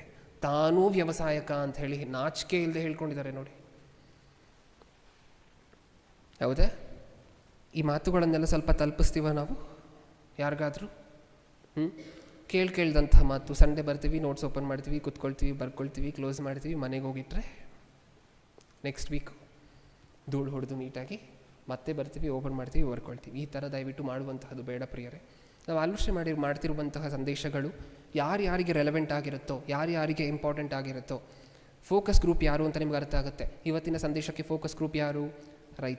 ರೈತರು ಯಾರೂ ಇಲ್ವಾ ನಿಮ್ಮ ಕಾಂಟ್ಯಾಕ್ಟ್ಸಲ್ಲಿ? ನಿಮ್ಮ ಊರಲ್ಲಿ ಒಬ್ಬ ರೈತರು ಇಲ್ವಾ? ಇರ್ತಾರೆ. ಅವ್ರ ಹತ್ರ ಮಾತಾಡಬೇಕಾದ್ರೆ ನಾರ್ಮಲಾಗಿ 1-2 ಸೆಂಟೆನ್ಸಸ್ಸು ಇದರ ಬಗ್ಗೆ ಮಾತಾಡುವಂತಹದ್ದು. ಅದೇ ನಿಜವಾಗ್ಲೂ ದೇವರ ಕೆಲಸ ಅಂತ ಹೇಳಿದ್ರೆ ಏನು ಅಂತ ಹೇಳಿದ್ರೆ ಈ ರೀತಿಯಾಗಿರುವಂತಹದ್ದನ್ನು ಸಾರುವಂತಹದ್ದು. ನೀವೇನು ಕೇಳ್ತಿದ್ದೀರೋ ಅದನ್ನು ಇನ್ನೊಬ್ಬರಿಗೆ ತಲುಪಿಸುವಂತಹದ್ದು.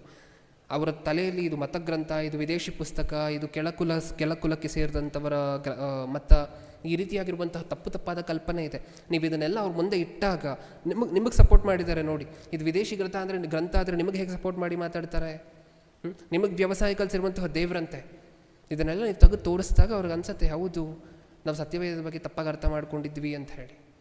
ಈ ಚೇಂಜನ್ನು ನಾವೇ ತೊಗೊಂಬರಬೇಕು ಅನ್ನುವಂತಹದನ್ನು ಹೇಳ್ತಾ, ಹಾಗೆ ಸತ್ಯವೇದ ಮತ ಪುಸ್ತಕ ಅಲ್ಲ, ವಿದೇಶಿ ಪುಸ್ತಕ ಅಲ್ಲ, ಸಮಾಜದ ಕಳಕಳಿಯನ್ನು ಹೊಂದಿರುವಂತಹ ಒಂದೇ ಪುಸ್ತಕ. ಇದನ್ನು ಮತ್ತೆ ರೀಟ್ರೇಟ್ ಮಾಡ್ತಾ ನನ್ನ ಮಾತನ್ನು ಮುಗಿಸ್ತೀನಿ. ಕಣ್ಮುಚ್ಚಿ ಪ್ರಾರ್ಥನೆ ಮಾಡಿ ಮುಗಿಸ್ಕೊಳ್ಳೋಣ. ಪ್ರೀತಿಯುಳ್ಳ ಪರಲೋಕದಲ್ಲಿರುವ ನಮ್ಮ ತಂದೆಗೆ, ಹೌದು ಅಪ್ಪ, ನೀವು ರೈತರ ಬಗ್ಗೆ ನೀವು ನಮಗೆ ವ್ಯವಸಾಯ ಮಾಡಲಿಕ್ಕೆ ಕಲಿಸ್ತಂಥವ್ರು ನೀವೇ ತಂದೆ. ಮತ್ತು ಆ ವ್ಯವಸಾಯಕನ ಪರವಾಗಿ ನಿಲ್ತಿರುವಂತಹದ್ದು ನೀವೇ. ಹೆಮ್ಮೆಯಿಂದ ಹೇಳ್ಕೊಂಡಿದ್ದೀರ ತಂದೆ, ನಾನು ರೈತನು ಅಂತ.